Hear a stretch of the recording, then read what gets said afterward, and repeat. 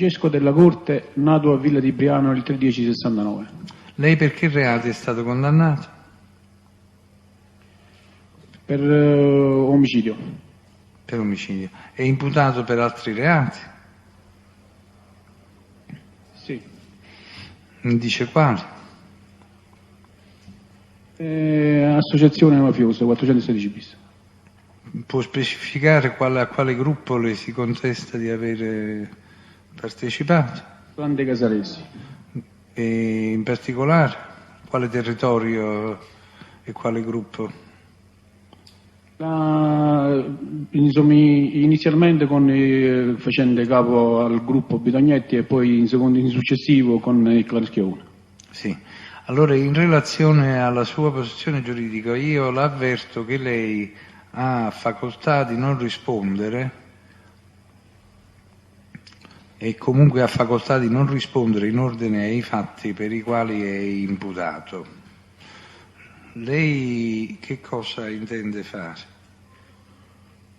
Io intendo rispondere, signor Presidente. Intende rispondere. Devo avvertirla che per i fatti che riguardano la responsabilità di terze persone, lei con le garanzie e in ogni caso, salve le incompatibilità, potrà assumerà la veste di testimone. Mi sono spiegato?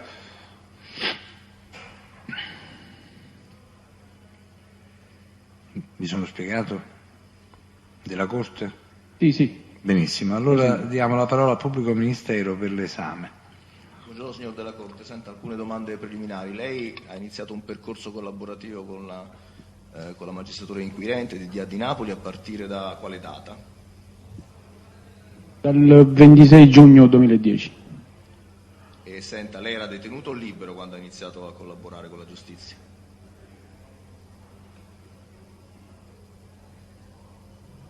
Era detenuto o libero quando ha iniziato a collaborare? Della Corte, mi sente? Sì, buongiorno dottore. Buongiorno. Dal 26 giugno 2010. Sì. Quando ha iniziato a collaborare era detenuto o era libero? Detenuto 41 bis di Viterbo. Da quanto tempo era in carcere prima della sua collaborazione? Sì. Nell'istituto di Carinola, Sì. Caserta. Da quanto tempo era detenuto prima di iniziare a collaborare? Non ho capito, dottore. Della Corte mi ha detto che quando ha iniziato a collaborare era detenuto al 41 bis. Da quanto tempo era detenuto prima di iniziare a collaborare? Detenuto da poco, da tanto tempo? Da 15 maggio 2009. Dal 15 maggio 2009. Era detenuto per quale reato? Per quale reato era stato arrestato il 15 maggio 2009? Per omicidio. Quale omicidio? Il triplice omicidio Bonanno Papa. Quando ha iniziato a collaborare era ristretto in misura cautelare, aveva una misura cautelare o era stato già processato? No, tenevo misure cautelari. Quindi soltanto per questo triplice omicidio era stato arrestato? No, poi successivamente per un altro omicidio commesso nel 91. Quindi dopo il 15 maggio 2009 è stato raggiunto da un'altra ordinanza di custodia cautelare? Della Corte mi sente? Mi ascolta? Sì, Dopo, dottore, la sento. Dopo il 15 maggio 2009, quando fu arrestato per questo triplice omicidio, fu raggiunto da un'altra ordinanza di custodia cautelare quando già era detenuto?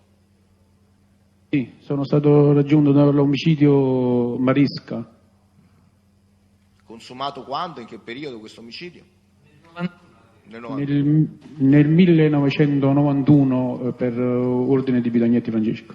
Invece il triplice omicidio per cui era stato arrestato nel maggio 2009, a che periodo risaliva? Maggio 2009, il 5 maggio 2009. Ho capito, di poco antecedente.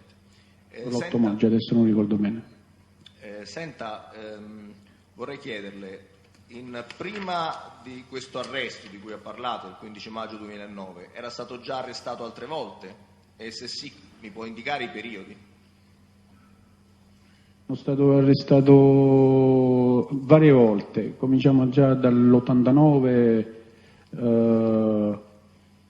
poi nel 2000, nel 95 e nel 2001 fino al 2004 per l'associazione mafiosa. Nell'89 per quali reati è stato arrestato? Associazione mafiosa. È rimasto a lungo detenuto? Non ho capito. Quanto tempo è rimasto detenuto quando fu arrestato nell'89? Nell'89 circa un anno, poi nel 95 solamente 3 o 4 mesi e nel 2001 fino al 2004 invece. Nel 95 per quali reati Poi- è stato arrestato? Per porto e detenzione e sparoli in luogo pubblico di armi. Quindi è rimasto pochi mesi nel 95 detenuto. E invece nel 2001 per quali reati è stato arrestato? Ragione per cui è rimasto detenuto fino al 2004. 416 bis. L'arresto dell'89, 416 bis, per quale associazione mafiosa riguardava? Sempre il Conte Casalesi. È stato condannato per questo arresto dell'89?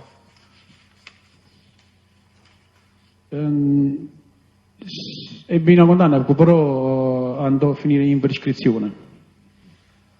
E invece del 2001-2004 questo arresto per associazione mafiosa, quale associazione mafiosa riguardava? È una trancia Spartacus, quindi è uno dei tanti tronconi. Senta, nel 2004 in che periodo fu liberato? Marzo-aprile, se non ricordo bene. Quindi è rimasto ininterrottamente detenuto dal 2001 al 2004? Sì, 2001-2004. Poi uscì per una scadenza dei termini e sono stato ripreso di nuovo gennaio 2008 e sono uscito nel 2009, 2 giorni prima di Pasqua. Ho capito. Senta, per questo arresto del 2001 è stato condannato? Sì, sono stato condannato dove pure ho espiato la pena. Senta, vorrei chiederle, lei ha reso... Scusi, un attimo solo, che significa che ha rischiato la vita? Espiato la pena. Ah, espiato la pena. Sì. Senta, quindi, oltre a questi periodi detentivi, ne ha avuti altri per altri reati prima dell'89? O dopo? No, prima dell'89 no. Quindi sono tutti quelli detentivi, i periodi detentivi che ha patito sono quelli che ha già indicato. Non Sì. se ne è scordato nessuno. E Sì, senta, 89, 95, 2001, 2008, 2008-2009, insomma, qualche gennaio 2008 che era il restante definitivo dell'associazione mafiosa. Quindi sono entrato a gennaio 2008 e sono uscito 2 giorni prima di Pasqua 2009. senta, lei ha reso numerosi interrogatori durante la sua collaborazione? Sì, con la DDA di Napoli. Ha riferito in ordine direttamente o direttamente coinvolto in ordine a numerosi omicidi?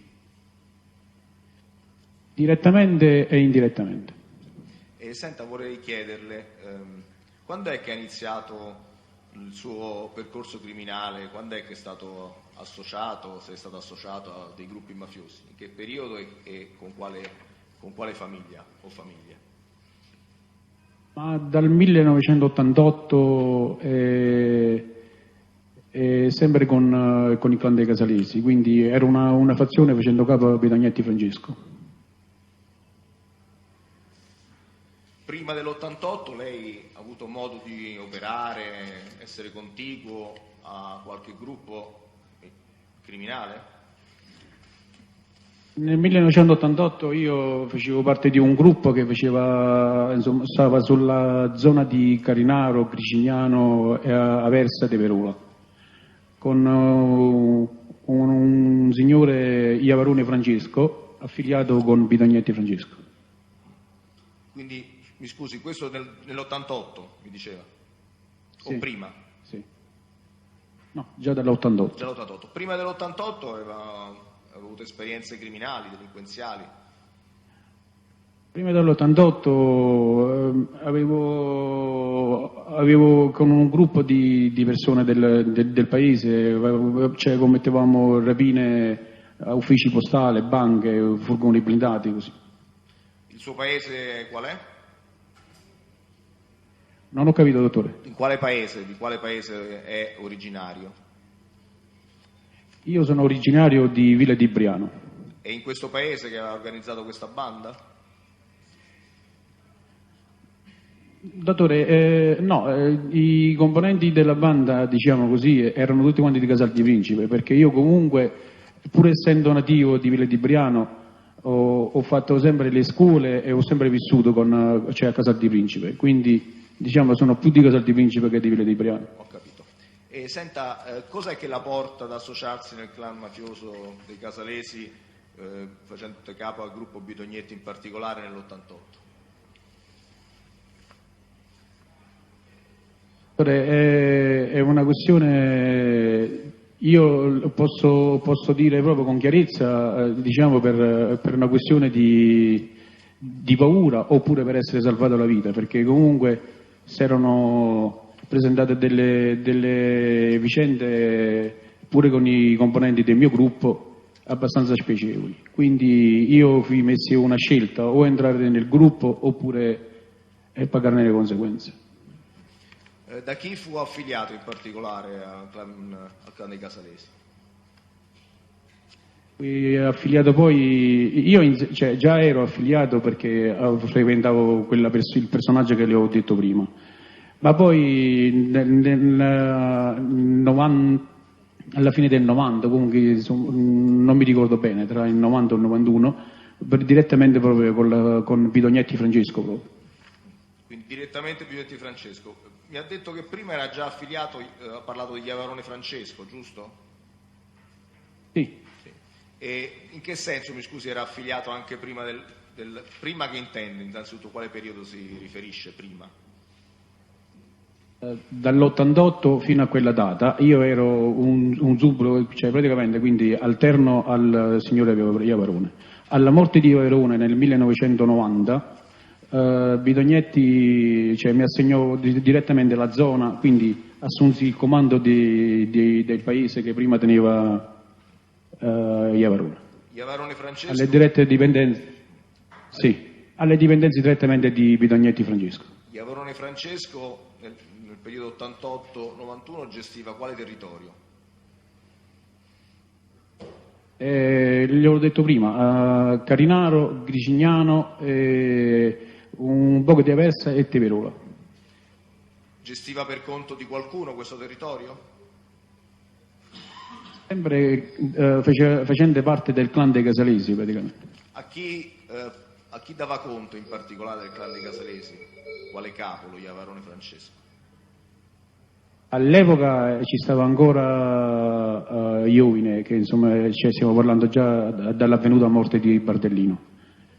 Quindi però comunque gli esponenti di massimo livello erano Bidognetti, De Falco che era ancora vivo, Schiavone Francesco, Iovine Mario. Iavarone Francesco, lei era stipendiato da Iavarone Francesco? Sì. Senta, quando Bidognetti le diede la reggenza, lei sostituì Iavarone Francesco in questo ruolo? Effettivamente sì. E per quanto tempo ha gestito questa zona? Come capozona dunque? Ho gestito come capozona per alcuni mesi fino all'avvenuta scarcerazione di Quadrano Giuseppe. Poi alla scarcerazione di Quadrano Giuseppe fui, diciamo, sostituito praticamente perché comunque lui era già un personaggio affermato della malavita. Io ero giovane e mi fu detto che comunque dovevo fare spazio alla suddetta persona che ho nominato. Quindi diventò un subordinato di Quadrano Giuseppe? No, io effettivamente sono tornato di nuovo a Casal di Principe, non ho avuto a che fare con Quadrano. Tornando a Casal di Principe, che ruoli aveva? Cioè, tranne occuparmi delle estorsioni nella zona e di omicidi pure nella zona che le ho citato prima, comunque prettamente per omicidi.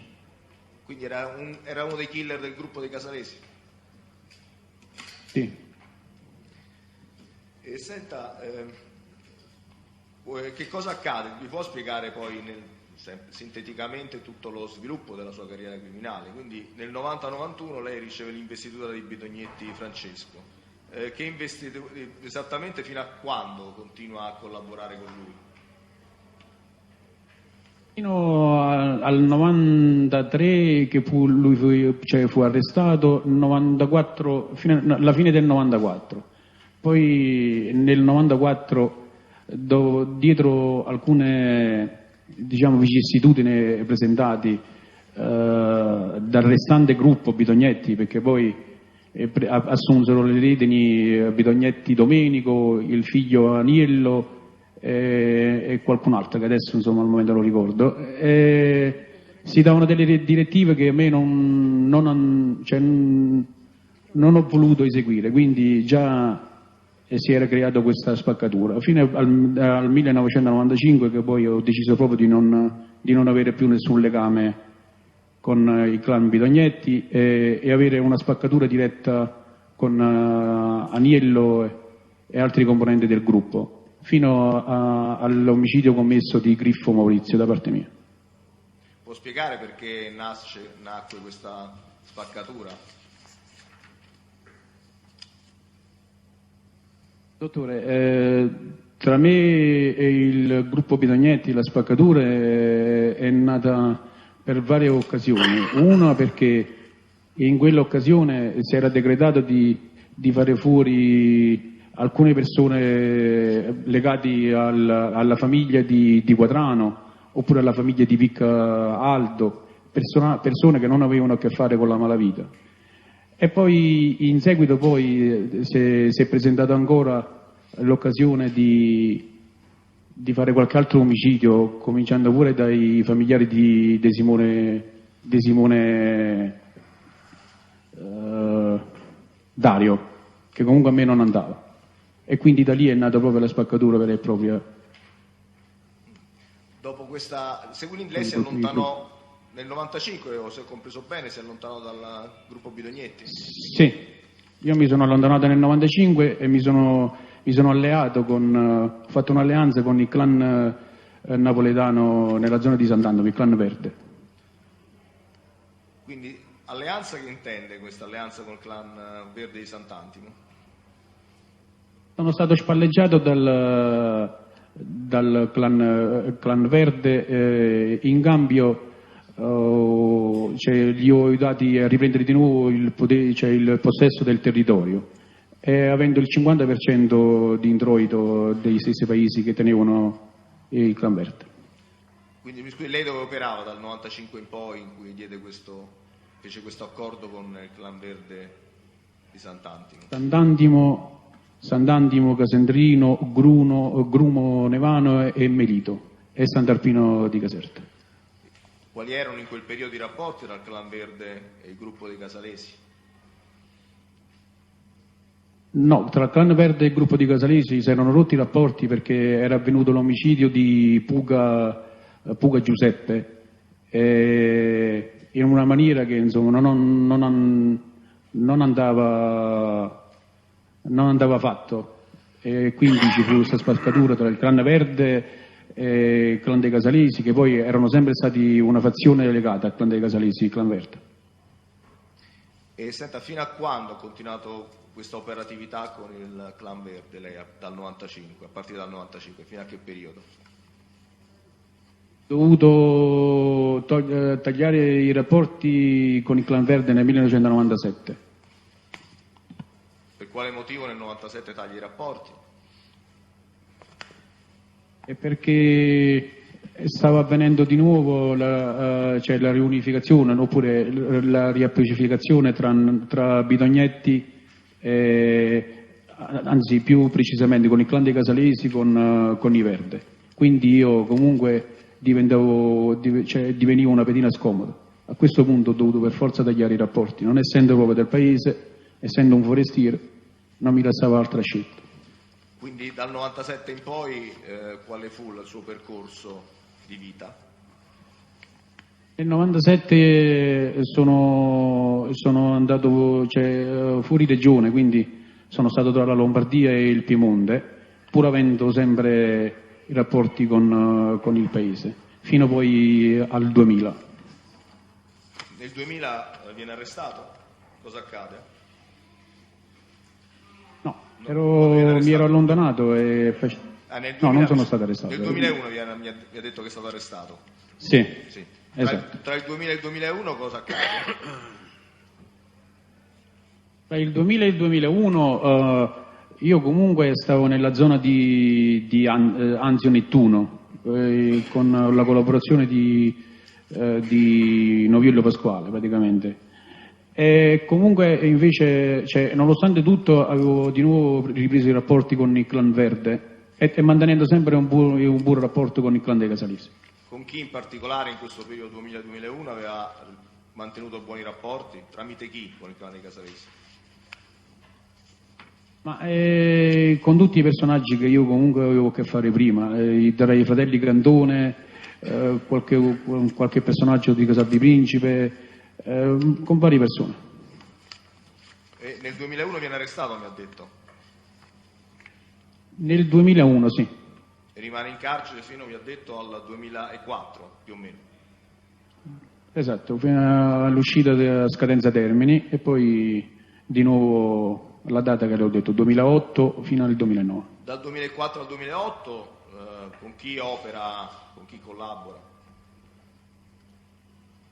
2004-2008 sono stato sempre diciamo autonomo, ho avuto sempre la possibilità di fare quello che volevo, sempre con il benestare del clan, perché comunque avevo lasciato, nonostante tutta la rottura con Bidognetti, avevo sempre lasciato con l'intero clan sempre un buon rapporto. Questa autonomia in cosa si concretizzava? In che senso era rimasto autonomo? Operava in qualche zona, faceva delle attività anche per conto del clan o nell'interesse del clan? Se mi può dare un'indicazione? No, ma mi occupavo di qualche recupero personale per quanto riguarda qualche terza persona, oppure delle attività mie personali, imprenditoriale e cose varie. Comunque tra lecito e illecito, ma sempre con il benestare del clan. Questi recuperi personali per terze persone, scusi, che cosa mi può spiegarli, anche se è abbastanza chiaro, se può però specificarli meglio? Facendo un recupero crediti con altre persone praticamente, qualcuno che aveva un credito da recuperare con un pagatore e quindi si entrava in merito a questa faccenda avendo un indennizzo del 50%. Ho capito. Ha svolto sistematicamente questa attività di recupero crediti violenta, immagino, è un'attività di questo tipo? Diciamo prettamente estorsivo, avvalendosi sempre della forza dei clan. Era sistematica questa sua dedizione a questo recupero crediti violento?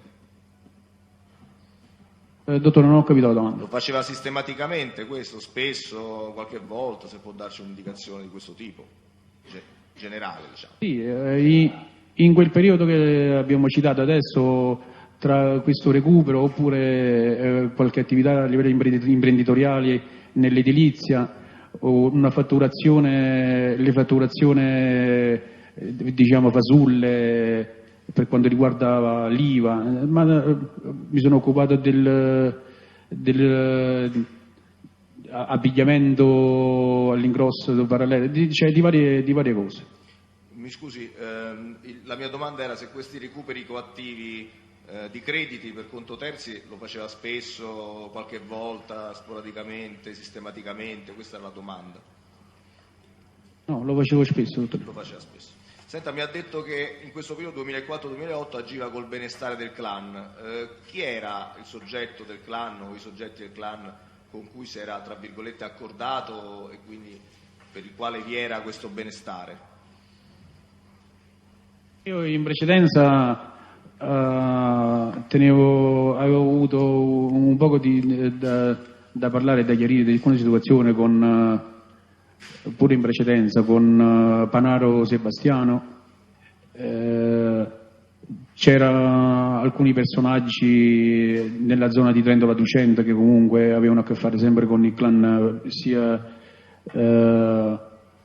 Zaccaria e sia Schiavone, cioè, praticamente era all'ordine del giorno la situazione. Quindi parlava di esponenti di Zaccaria e Schiavone e di Panaro Sebastiano, questi erano i soggetti con cui si relazionava. Sì. Panaro Sebastiano che ruoli aveva? L'ha citato, a quale famiglie era principalmente legato, se ve ne era qualcuno di essi? Panaro Sebastiano non solo con rapporti di parentela stretta, ma con il clan Schiavone. Senta, a un certo periodo poi inizia una nuova collaborazione stretta con il clan, a partire da quale periodo e con chi in particolare? Diciamo che fino alla data del 2009 indirettamente avevo sempre avuto, come le stavo dicendo, sempre dei buoni rapporti, quindi a volte ho favoriti su qualche cosa, così. Poi all'uscita invece del 2009 dal carcere di Cosenza sono stato interpellato da personaggi legati a Nicola Schiavone, figlio di Francesco Schiavone, e sono entrato a far parte del clan Schiavone, facendo capo a Nicola Schiavone.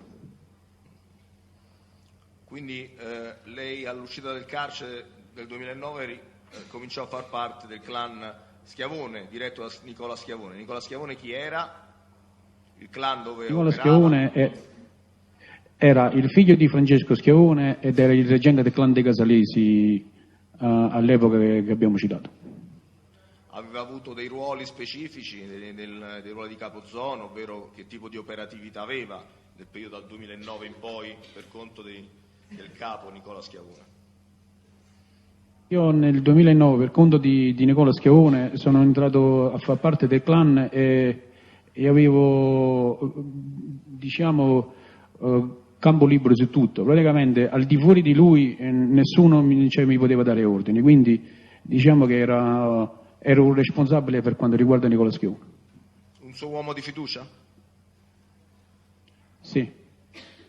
Senta, quindi ha operato per Nicola Schiavone fino alla sua ultimo arresto del maggio 2009? Esattamente.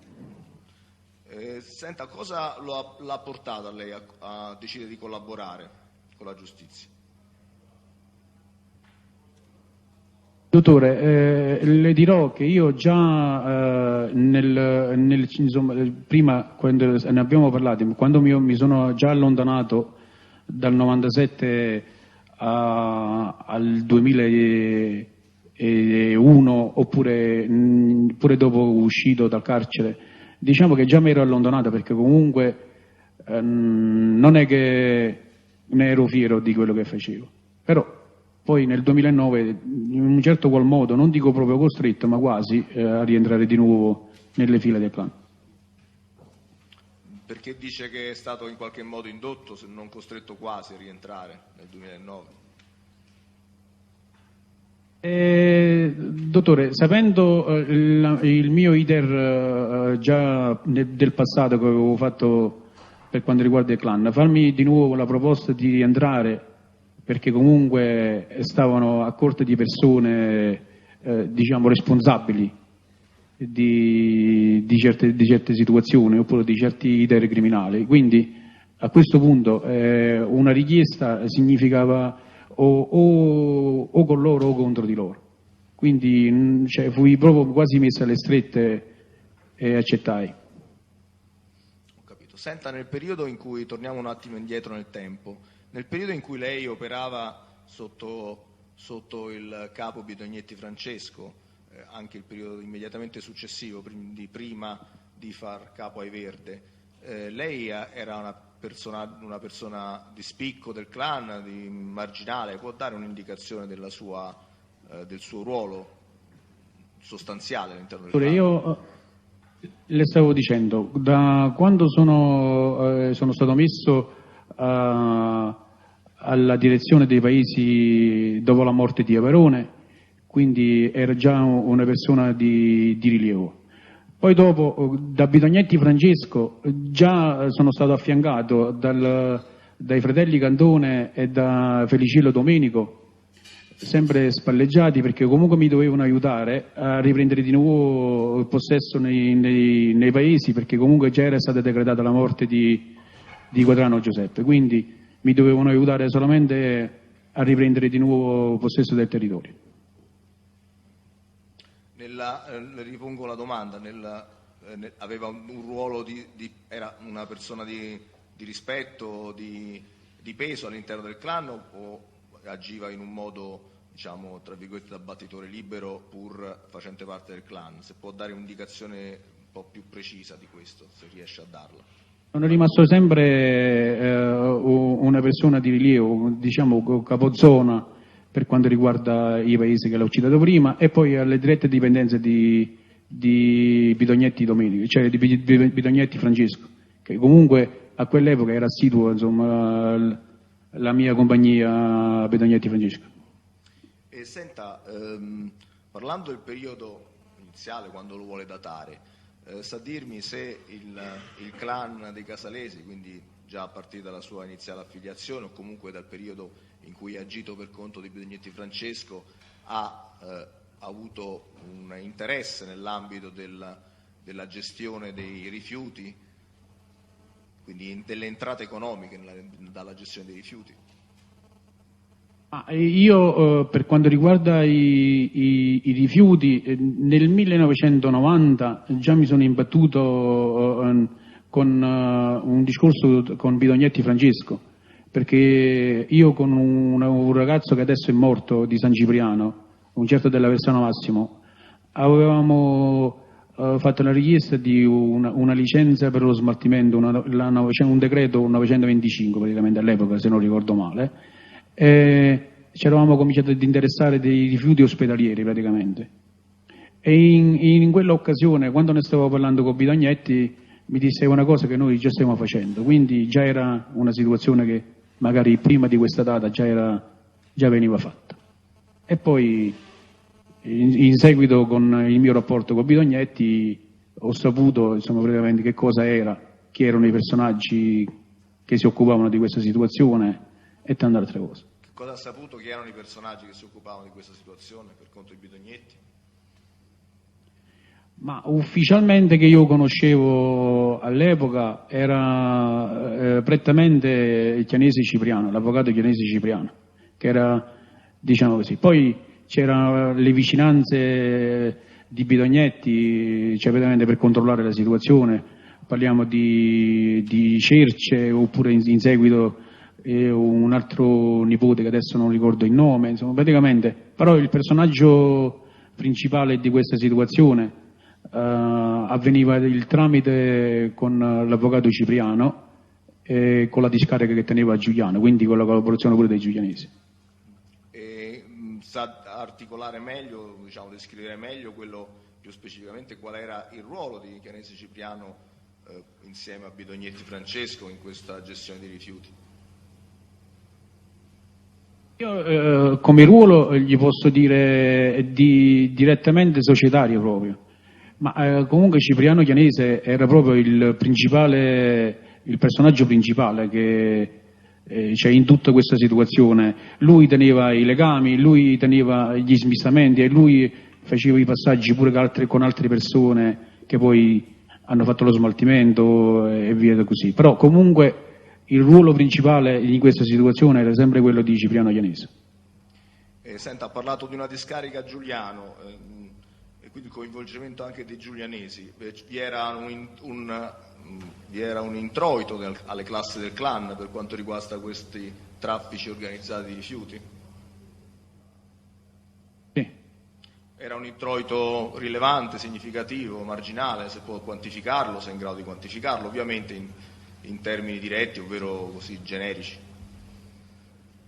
Le posso quantificare in termini generici perché poi dirette non ho partecipato, però stiamo parlando di somme, all'epoca stiamo parlando di lire, quindi stiamo parlando negli anni 90 svariati miliardi di lire. Miliardi di lire? Sì. E senta, mi scusi, ha parlato di rifiuti, quelli che cercava lei di trattare, ospedalieri. Che tipo di rifiuti gestiva il Bidognetti Francesco insieme o in società con Chiesa Cipriano o comunque attraverso lui? All'epoca che io sapevo è che praticamente quasi tutti i giorni se ne parlava, perché poi era diventato il business principale del clan, facendo parte che comunque nella zona di Casal di Principe e i paesi limitrofi non c'era lo spazio della droga, quindi la fonte principale per la malavita insomma veniva a mancare. Solo i capoclan che tenevano, diciamo, chiamiamole le quote, le puntate, come dicono loro, per altri clan napoletani. Però tutti i satelliti vicino al clan dei Casalesi, non avendo a che fare con la fonte principale che era la droga, praticamente l'unico modo per avere una fonte di guadagno si era presentato quella dei rifiuti tossici. Quindi lo smaltimento dei fabbricanti, pure del nord, di fanghi, di avanzi di vernice, magari qualche parte metalli come il mercurio, insomma tutte queste situazioni chimiche che venivano messi in bidoni di ferro praticamente e venivano portati dal nord, venivano portati giù e quindi poi ci si pesava e si facevano dei conti. C'erano personaggi che si occupavano di sotterrare di questa situazione e c'erano altre persone che comunque erano addetti a fare i conti, diciamo, per i proventi. Senta, ha citato Cerci, ricorda il nome di battesimo di Cerci, la persona che ha indicato come uno dei soggetti che era in relazione se non erro, se non erro, dottore, è Gaetano.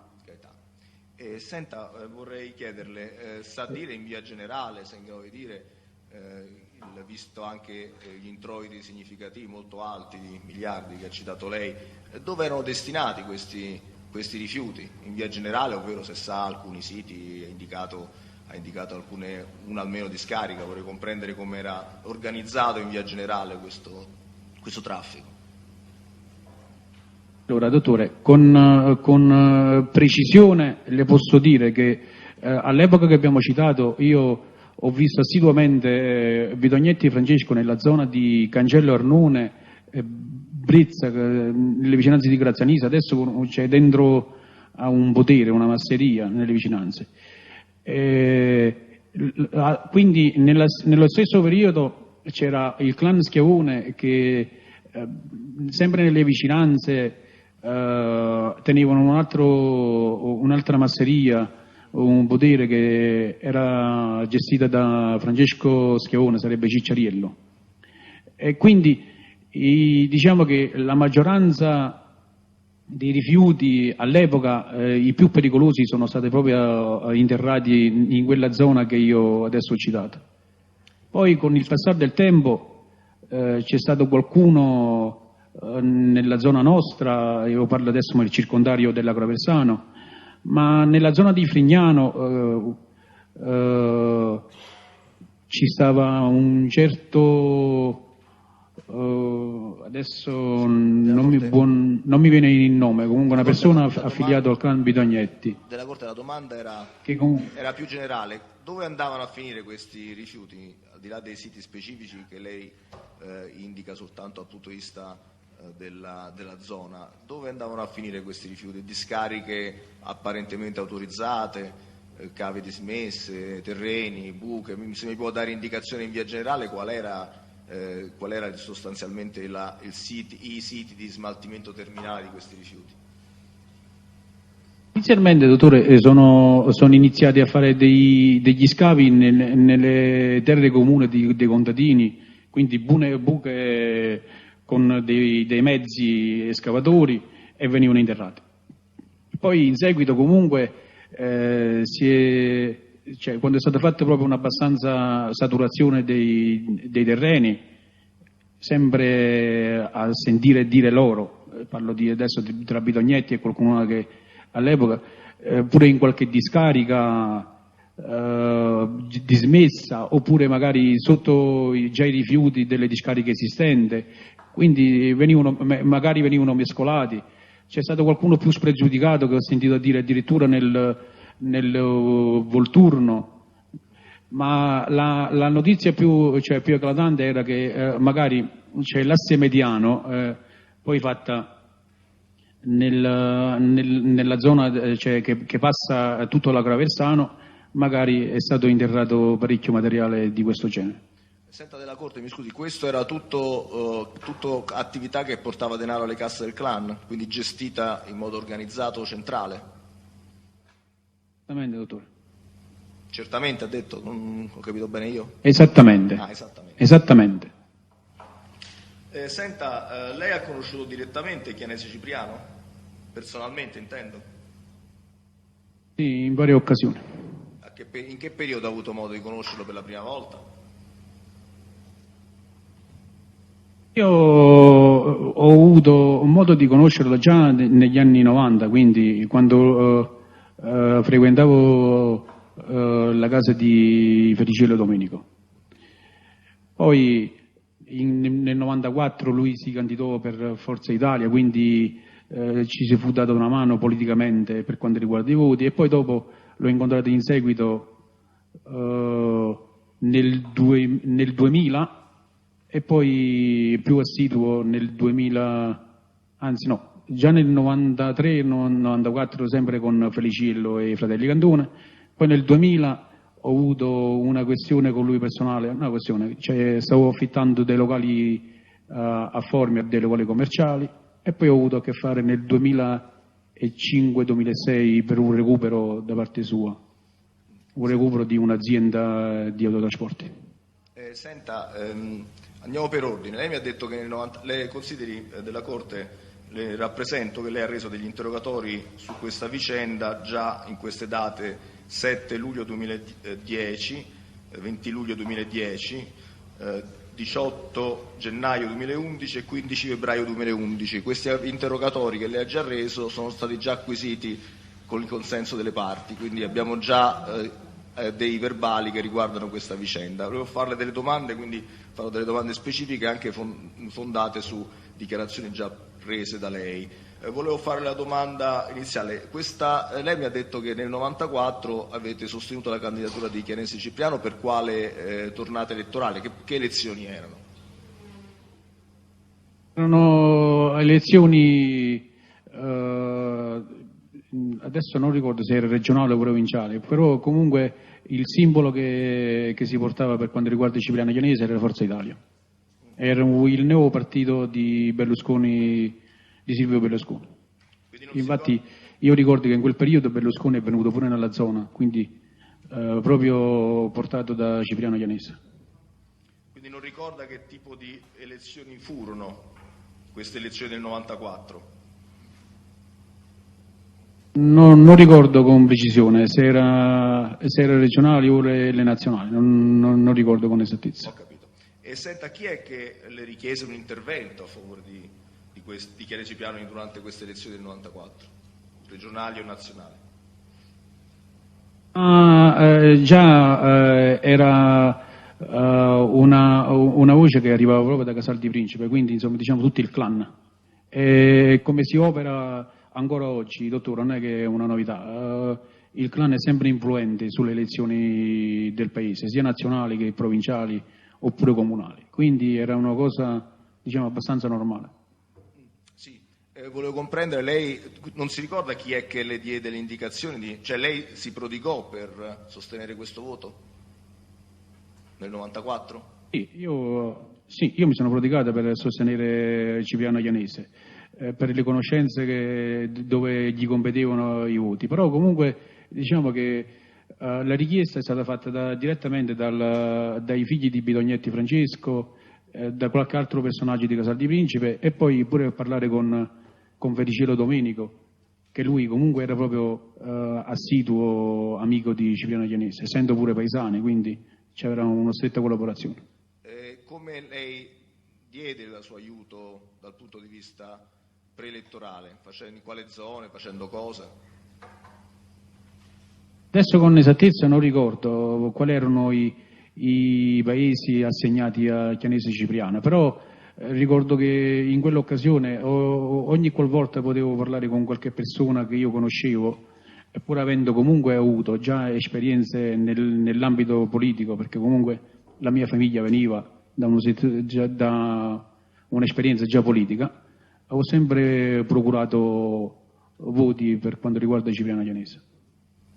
Quindi, in quell'occasione. In quell'occasione. Senta, mi scusi, lei fu più preciso nel verbale dell'1 dicembre 2010, fu più preciso da un lato e un po' impreciso da un altro lato. Io glielo rappresento, pagina 10. Lei ha dichiarato, ascolti, riferisco inoltre per le elezioni del 94 Chianese Cipriano si candidò per Forza Italia ed io fui richiesto, non ricordo da chi, ma necessariamente da Aniello Bidognetti o da Diana Alfonso, ma comunque su richiesta proveniente da Casale, di votare per Chianese Cipriano.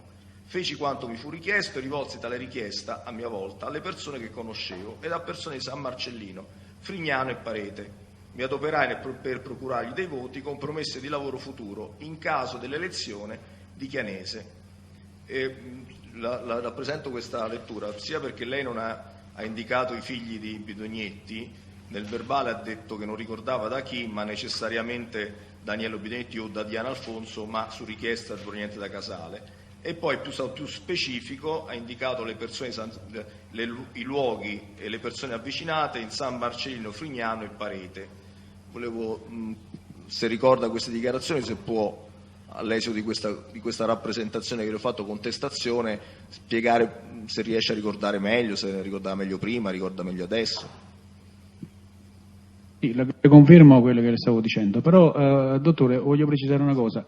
Io quando parlo del periodo, cioè viene proprio automatico, dire da Casali, alludo sempre ai personaggi che all'epoca erano quelli che davano le direttive sempre per Bidognetti Francesco. Quindi quando io parlo di Casale intendevo magari il figlio di Francesco Bidognetti, Aniello, che all'epoca era più grande dell'altro più piccolo. Poi c'era Diana Alfonso, che è stata per un periodo di tempo a darci le direttive degli ordini che arrivavano dal carcere, quindi passavano per Diana Alfonso.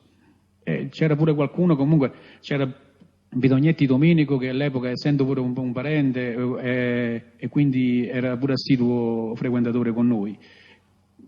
All'epoca più frequentava, ci c'erano tante persone. Io comunque quando alludo Casale alludevo sempre Fazione e Bidognetti, perché fino a quel tempo là ero sempre alle dipendenze di Bidognetti. Quindi si riferisce a Casale, non si ricorda la persona fisica del comando che le diede queste indicazioni di operare per sostenere il voto. Se ho capito bene così, oppure è un mio errato interpretazione? No, dottore, non vorrei essere impreciso se era direttamente Aniello Bidognetti o no, però comunque io queste cose sono venuto a conoscenza a Casal di Principe, quindi la mia frequentazione era il luogo esattamente, la casa di Diana Alfonso, che era un quartier generale di all'epoca, quindi questa è la situazione. Quindi lei si è prodigato su queste zone, San Marcellino, Frignano e Parete, è corrette le zone che ha indicato nel verbale di interrogatorio, sono corrette? No, per quanto riguarda i paesi non le posso dire con precisione perché sono passati tanti anni e quindi io adesso non ricordo dove, ecco perché prima gli avevo detto non ricordo quali erano i paesi che lui era candidato, però ricordo che comunque mi sono dovuto prodigare per quanto riguarda la procurazione dei voti. Ho capito. E per quanto riguarda, ha citato nel periodo 2000, se non vorrei sbagliare, un interessamento con Chianese per la gestione, un affitto di un immobile, ho capito bene? Sì, un immobile commerciale sito di fronte alla standa Ollupim di Formia. Di cos'era? Un grosso immobile, vorrei comprendere che tipo di attività era? Era un ristorante pizzeria con un nightclub e discoteca. E per quale motivo qual era il suo interessamento per questo immobile, questa struttura alberghiera? Ma era la gestione con alcuni personaggi. Un night, ho capito bene, un sì. night ristorante. Sì. Mi scusi, Sì. ho sbagliato io. E qual era l'interesse del vostro gruppo? Era la gestione da parte mia e con un gruppo di amicizie che avevo fatto con alcuni personaggi legati alla malavita di Torino.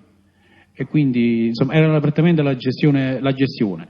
Poi invece con Cipriano Ianese all'avvenuto incontro in Teverola nella società, cioè nell'ufficio della Resit, lui parlava di vendita direttamente, non di affitto, perché magari, come mi disse lui, aveva già avuto una brutta esperienza perché l'aveva affittata già a qualcuno appartenente al clan dei Casalesi.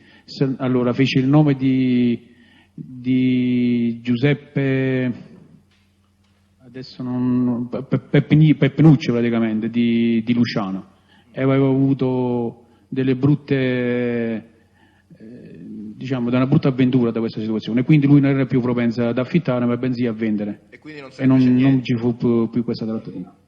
quindi si chiuse così la trattativa, senza nulla di fatto.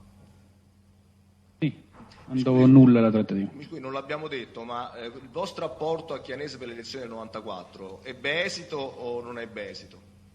Cioè, voi siete favorevole per lui oppure non fu favorevole? No, non fu favorevole, Non se fu non ricordo favorevole. male. Ho capito. Quindi non fu eletto sostanzialmente a quella tornata elettorale? Non ce la fece, no. Non ce la fece. E senta, ha parlato di un recupero credito, un'attività da lei svolta per conto di Chianese Cipriano, quella che ha già riferito circa negli verbali di interrogatorio per far recuperare al fratello una società che era stata ceduta? Era una società di autotrasporti con due personaggi piemontesi operanti a Torino. Senta, lei ha già reso dichiarazioni. Nell'occasione le fu fatta tramite qualcuno la richiesta di assassinare qualcuno? Durante questo avvicinamento? Mi è stato fatto, Prego. mi è stato fatto in questa circostanza la richiesta esplicita di assassinare all'epoca un personaggio della DDA, esattamente era il dottor Alessandro Milito. Ma non solo, Lei però, ma si scusi, faceva non disse- riferimento pure. Lei non ha detto il nome del PM all'epoca? Non avevo detto il nome del PM all'epoca perché comunque non lo ricordavo. Poi Non se dopo, lo ricordava, quindi non si dottore, ricordava dobbiamo il tenere nome. presente che Lei non si ricordava il nome? no. No.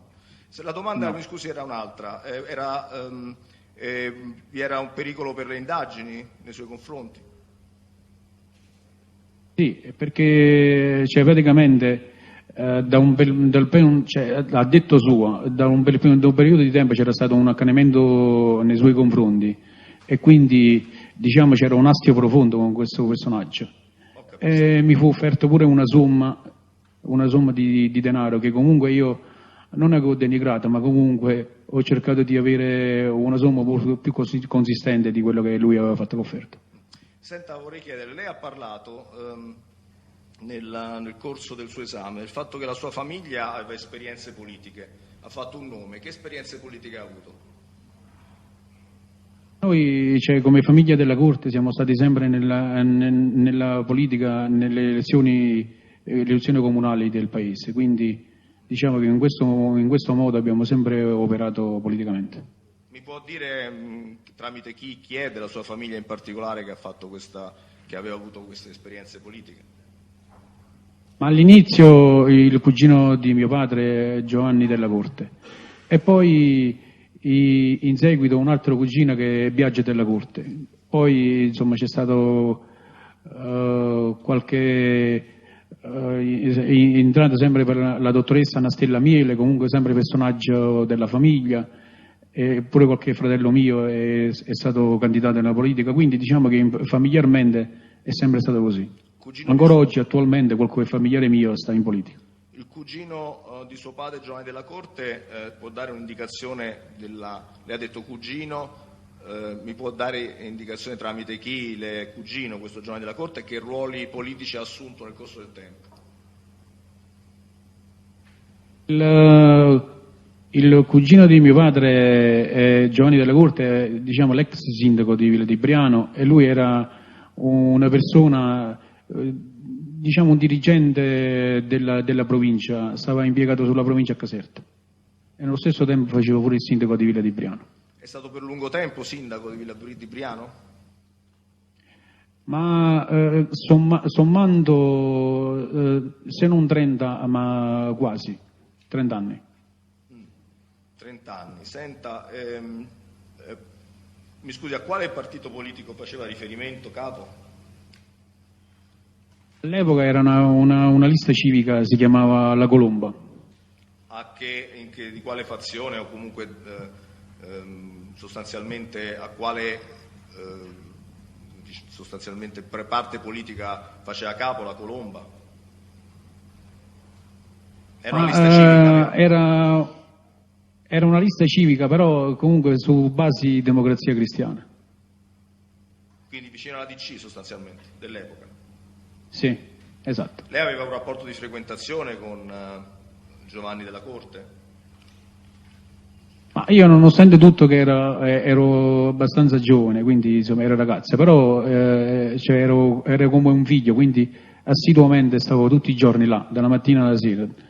Quindi appena finito la scuola andavo lì e fino a che andavo a dormire stavo sempre là. Quindi sono stato sempre presente pure con le persone che lui incontrava, quindi diciamo che ho fatto un'esperienza diretta oppure indiretta, comunque sempre stare sempre presente.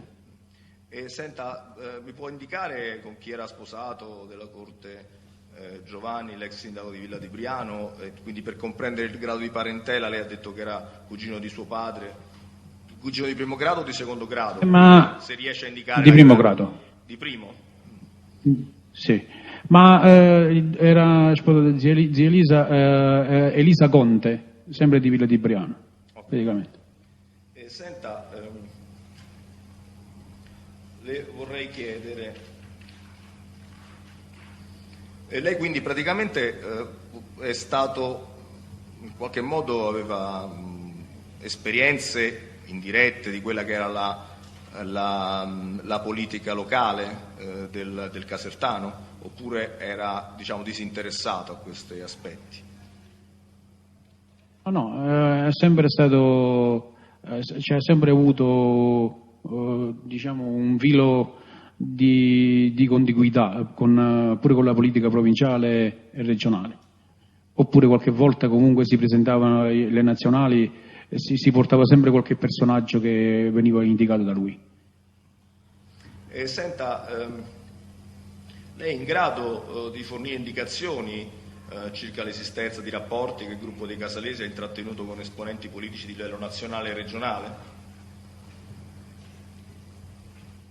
Dottore, io le posso dire una cosa, che la politica dell'Agro Aversano, purtroppo, magari qualcuno mi dice ma sarà un parolone, ma la politica dell'Agro Aversano è praticamente controllata proprio dal clan, quindi non uno sì, un altro no, è direttamente proprio, perché poi alla fine dei conti diciamo che il clan ha interessi principali sulla gestione della politica, quindi ogni personaggio che oggi assume un ruolo di primo cittadino nella provincia di Caserta è sempre un personaggio comunque in un certo qual modo legato al clan.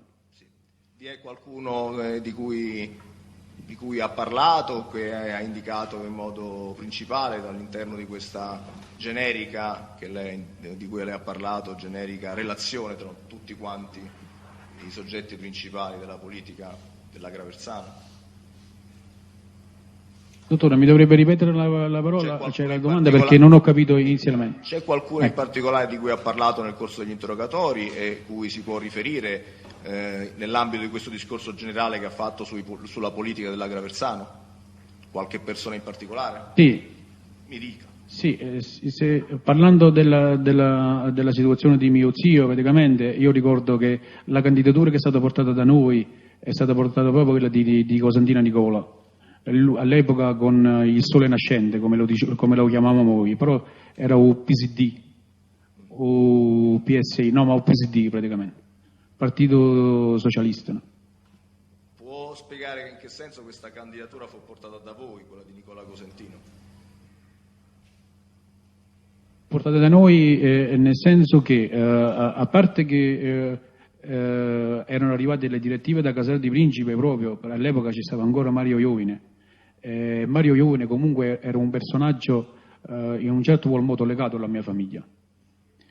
E quindi che si portava Cosentino Nicola come candidato alla provincia, che ricordo la prima volta, sempre con l'aiuto del clan. Poi c'era sempre un discorso che Nicola Cosentino era in un certo qual modo originario pure di Villa di Briano, perché la madre era di Villa di Briano, e quindi insomma c'era pure un grado di parentela con altri personaggi legati alla mia famiglia, quindi diciamo era quasi una cosa familiare. Però le esigenze particolari erano quelle che erano state ordini del clan di portare Nicola Cosentino. Che periodo, lei ha parlato delle provinciali, in che periodo più o meno se riesce a ricordare a che periodo ci riferiamo? Sì, pure che ero ragazzo, ma l'82-83 che ricordo, se non ricordo con... Questo più o meno negli anni, stiamo parlando degli inizi degli anni 80? Sì, inizio anni 80. E mi scusi, quindi se ho capito bene fu una direttiva dei vertici di a chi faceva capo in questo periodo la direttiva dei vertici del clan? Stiamo parlando di all'epoca Iovine e Mario, ma comunque c'era ancora Bardellino in vita, quindi praticamente all'epoca non era nemmeno il clan dei Casalesi, ma era bensì la nuova famiglia. Quindi sempre, diciamo Casal di Principe, perché è un modo di dire, però insomma, là c'era la direttiva di Bardellino Antonio come reggente del clan, quindi veniva sempre da queste persone. Sa quale fosse la ragione per la quale si era scelto di sostenere Cosentino Nicola in queste elezioni, in queste prime elezioni o seconde elezioni, in questo elettorale? Mi dica. Sì, dottore, io le posso dire, la questione di Cosentino Nicola non è che è stata fatta una scelta quasi a caso, perché poi le posso dire una cosa. Nicola Cosentino, adesso non ricordo il nome del suo papà, però era una persona abbastanza influente a Casal di Principe, americana praticamente. Lui era una persona già all'epoca che faceva, diciamo, con il clan dei Casalesi aveva una certa attività, perché facevano il gasolio destinato gasolio e benzina, carburante destinato per l'agricoltura, invece veniva venduto pure ai civili, quindi già c'era un introito all'epoca della famiglia e già ci stavano dei legami pure con il clan. E poi comunque era un personaggio abbastanza portato a Casal di Principe, voluto abbastanza bene il padre di Nicola Cosentino, quindi diciamo che non era una novizia in queste situazioni. Ho capito, quindi questa è la dinamica che lei ricorda. Senta, lei ha avuto modo di conoscere direttamente, quindi incontrare direttamente, parlare o comunque relazionarsi direttamente con Nicola Cosentino? In quelle occasioni sì. In quelle occasioni sarebbero, mi scusi se può specificarle e ricordarle? Nel periodo in cui lui era stato candidato, ma pure in seguito comunque ho avuto modo di vedere, di incontrarlo. Magari non ho avuto a che fare io personalmente, ma ho assistito sempre a qualche riunione che veniva fatta. Insomma, parlo sempre della casa di mio zio a Villa di Briano. Della corte di suo zio della Corte Giovanni, intende? Sì. L'ex sindaco della Corte Stiamo Giovanni. parlando di quale periodo, se può concentrarsi nei limiti del possibile, ricordare Ma dagli inizi, periodo temporale. ma dagli inizi degli anni, sì, dagli inizi degli anni 80, ma pure verso la fine degli anni 80, quindi quasi gli anni 90.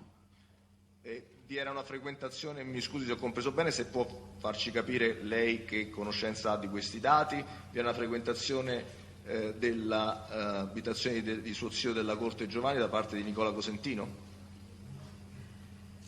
Sì, c'era una frequentazione, ma non solo da parte della Corte Giovanni, ma pure della Corte Biaggia, altro mio zio, altro cugino di mio padre, che poi in seguito ha successo della Corte Giovanni.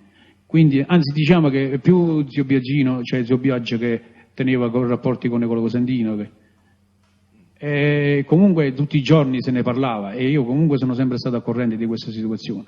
Se ne parlava in che termini? Quali erano i discorsi che riguardavano Nicola Cosentino e suo zio, con suo zio Giovanni e suo zio Biagio? Se può darci indicazioni di che vuol dire se ne parlava, in che termini?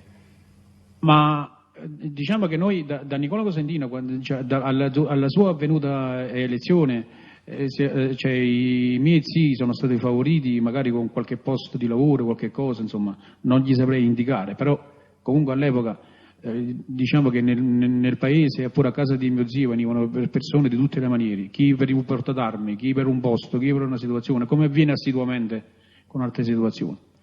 E diciamo questi sono stati i benefici per quanto riguarda cioè, l'appoggio dato a Nicola Cosentino.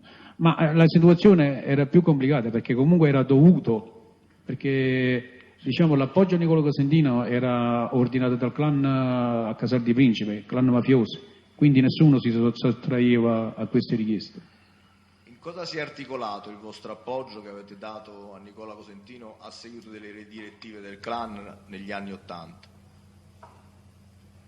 Dottore, ma se vogliamo essere diciamo con precisione, ancora oggi è durata, perché nei nostri paesi la candidatura di Nicola Cosentino è stata appoggiata fino all'ultimo che è stato candidato, quindi diciamo specialmente a casa nostra, quindi diciamo che non è mai finita questa situazione. Allora, visto che lei sostanzialmente rappresenta un periodo temporale ventennale, pluriventennale in relazione di questo appoggio, riesce a essere, diciamo, cercare di circoscrivere quello che era, concretizzare quello che era l'appoggio dato dalle persone che conosce, eventualmente dal clan o altro, e indicare i periodi temporali e laddove riesca anche le fonti che gliel'hanno rappresentato tutto ciò nel tempo, partendo quindi dai primordi. Se è in grado di farlo, se non è in grado di farlo non fa niente. Però cercherò più che altro. Dottore, precisando che io mi sono occupato di tutte altre questioni, quindi certamente non erano più quelle politiche, ma purtroppo, come abbiamo detto prima, ho frequentato la malavita e quindi non sono stato più interessato per quanto riguarda la politica.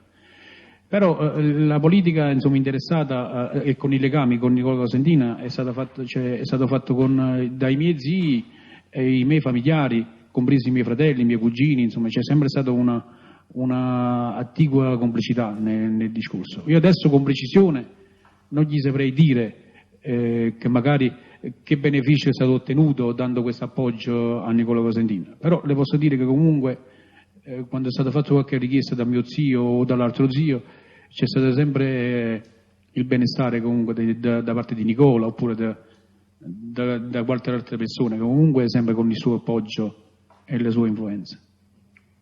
Scusi, quindi lei ci dice questo, vorrei comprendere in prima battuta il vostro supporto deciso dal clan nei periodi partendo dagli anni '80, in cosa si è articolato? Che cosa facevate affinché il politico sponsorizzato dal clan e sostenuto dal clan secondo le direttive potesse raggiungere lo scopo e quindi essere eletto? Allora, dottore, parlo di Nicola Cosentino, ovviamente non mi scusi la cosa, sì, solo sì. Per capirci, parlo di Nicola Cosentino, non in generale. No, parliamo di Nicola Cosentino, che poi è quasi la stessa cosa pure in generale. Però in quell'occasione venivano elargiti delle forti somme di denaro per portare, perché poi, dottore, deve tenere presente che nei nostri paesi, non solo Villa di Briana, ma pure il circondario, quando ci si presentano le elezioni sembra quasi come fosse la vendemmia. Praticamente le persone ci si presentano all'esponente che magari procura i voti, chi tiene una bolletta che non ha pagato, chi magari tiene un figlio a scuola che insomma non ha potuto pagare una retta, cioè, tutte queste situazioni e venivano retribuiti con una somma particolare. Oppure magari qualcuno che teneva una forza familiare di 20-30 voti, si faceva un tipo di concordata. Quindi diciamo che da Casal di Principe all'epoca nelle mani di mio zio arrivavano delle forti somme positivamente per far fronte a questo tipo di esigenza per procurare i voti. Non è che magari si diceva solo alle persone ti votavano. Erano sempre diciamo delle compravendite che venivano fatte. Queste forti somme che arrivavano da Casal di Principe intende dire il clan di Casal di Principe, queste somme? Cioè, i soldi sono stati elargiti che io ricordavo, dicevo Cosentino ci ha mandato i soldi, andate per dice Nicola, no? Però era sempre un discorso che veniva appoggiato dal clan, quindi io penso che questo è un mio pensiero, non erano soldi suoi personalmente, ma bensì erano soldi elargiti dal clan proprio. Siccome ha detto arrivavano i soldi da Casal di Principe per sostanzialmente pagare le persone affinché poi votassero, volevo capire, la sua risposta non mi è chiara, quindi le rifaccio la domanda, forse sì. Non l'ho mal interpretata io, mal capita io. Questo denaro che veniva da Casal di Principe, che serviva per indurre il voto degli elettori, era denaro che veniva da Casal di Principe, da dove da Casal di Principe? Ma dagli esponenti della mala casalese, diciamo, all'epoca c'era Bardellino, Iovine, come l'ho citato prima, quindi dai fondi illeciti che si erano procurati nel passare degli anni. Quindi diciamo era un modo per retribuire, ma quello che avviene ancora oggi, dottore, praticamente. Quando avviene un'elezione, quello che sia, i personaggi, la maggioranza, i personaggi che fanno gli assessori oppure i consiglieri comunali cacciano una somma intera come fondo per sostenere questa situazione e poi nell'ambito del tempo recuperare magari con un appalto o qualcosa, cioè funziona ancora così oggi. Senta, della Corte, lei però prima ha detto che suo zio le diceva Cosentino ci ha mandato i soldi, poi invece adesso ha espresso una diversa ipotesi. Lei ci deve dire questa ipotesi secondo cui il denaro arrivava direttamente dal clan, su quali circostanze concrete lei la fonda e poi in generale, continuando nella deposizione su domande del pubblico ministero, dovrebbe sempre cercare di collegare la sua conoscenza a qualche fatto concreto che ricorda. Mi spiego? Allora adesso sul punto che le chiedevo, questo fatto che suo zio le diceva Cosentino ci ha mandato i soldi, in che cosa poi viene contraddetto da una diversa ipotesi, che cioè non fosse lui direttamente, ma fosse direttamente il clan? Dottore, io le ho fatto una premessa prima che era un pensiero mio personale quello di dire che veniva da Casal di Principe, però mi porta a dare una fondatezza a quello che sto dicendo, perché già nell'ambito familiare si parlava all'epoca da Casale è arrivato a ambasciate, per esempio, tanto per dire che dobbiamo portare a Nicola, insomma, quest'anno così. Quando si intendeva parlare da Casale, si intendeva parlare della malavita proprio locale, quindi di personaggi influenti nella malavita. Ed ecco il perché io stavo dicendo queste cose. Se le devo dire direttamente, io sono a conoscenza di questo, le potrei dire una menzogna, perché sicuramente non è così. Però se le devo parlare con assoluta franchezza, nell'ambito familiare, sentendo che i personaggi legati alla mala facevano il bello e cattivo giorno per quanto riguarda la politica all'epoca e quindi decidevano loro stessi a chi mettere, a chi porre per la candidatura o quel che sia, quindi praticamente si dà per desunzione che praticamente veniva direttamente dal clan. Ma se devo essere con precisione, come mi sta chiedendo lei, le potrei dire di no, perché sinceramente non sono certo di quello che sto dicendo. Vorrei comprendere un passaggio. Lei ha parlato anche di somme che arrivavano dal clan, cioè da Casale, mi scusi per la precisione. Che arrivassero delle somme da Casale, visto che lo ha detto, da cosa lo sapeva lei? Discorsi familiari, ha visto il denaro, argomenti logici, se lo può spiegare soltanto. Dottore, ma da discorsi familiari, ma pure della vista del denaro, perché poi quando arrivavano i soldi, e come le stavo dicendo, cominciava la processione. Insomma, le persone entravano dentro, ognuno seduti vicino a un tavolino che stava nel salone di casa, e si facevano i conti. Sindaco, io tengo 10 persone, sindaco, io tengo a bolletta da pagare, insomma, cioè, e questi era una cosa che io comunque stavo a volte, ma non dico a volte, ma quasi sempre seduto, e quindi avvenivano davanti alla mia persona, alla mia vista. Quindi questi soldi che lei ha visto personalmente, che utilizzate durante le campagne elettorali, praticamente venivano da Casale, e lei interpreta Casale Sì. come sostanzialmente quello che ha detto poc'anzi alla precedente risposta. Sì, e che poi logicamente veniva detto a Nicola ci ha mandato i soldi perché praticamente Nicola Cosentino era quello che poi doveva essere votato, però visto che in precedenza comunque si sapeva che doveva essere portato Nicola Cosentino e quindi l'imposizione veniva dal clan, e io davo per scontato che la situazione era attigua. Poi ve l'ho detto, con precisione non posso essere preciso. Questo è quello che riesce a dire. Senta,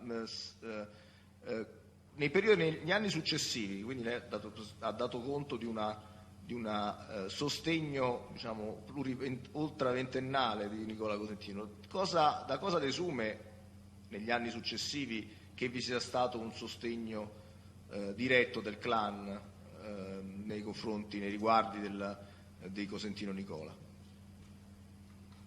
A parte le mie conoscenze che poc'anzi gli stavo dicendo, Sì. ma poi quando poi ho avuto a che fare con Bidognetti di prima persona, stiamo parlando degli inizi degli anni 90, qualche volta si parlava, insomma, a volte a fine mese si dovevano fare i soldi per pagare gli stipendi agli affiliati, no? E magari che avviene ancora oggi, si deve procurare soldi liquidi, contanti, e più di una volta, quindi non è una volta, più di una volta ho sentito dire, per esempio, direttamente le parole di Francesco Bidognetti: vado un morgano alla benzina e fatti dare, insomma, tali soldi o quel che sia. Cioè praticamente c'era proprio un rapporto diciamo abbastanza stretto tra i personaggi legati, i massimi esponenti poi della camorra praticamente casertana, con Nicola Cosentino. Cioè Francesco Bidognetti Ho diceva... avuto modo, chiedo scusa dottore, ho avuto modo, Prego, concluda. ho avuto modo poi in seguito, le sto dicendo proprio il più recente nel 2009, parlare con Nicola Schiavone e mettere, insomma, magari fare un discorso su un centro commerciale. Prima del 2009 con altri personaggi legati pure indirettamente comunque alla malavita, che facevano sempre riferimento a Nicola Cosentino, quindi non era che era una situazione, una novità, quello che stavo dicendo io, alla mia conoscenza, dico. Sì, ho capito. Senta, andiamo per ordine. Bidognetti Francesco all'inizio degli anni 90 le ha rappresentato che doveva cambiare che cosa da americano, che cosa doveva cambiare per fare gli stipendi?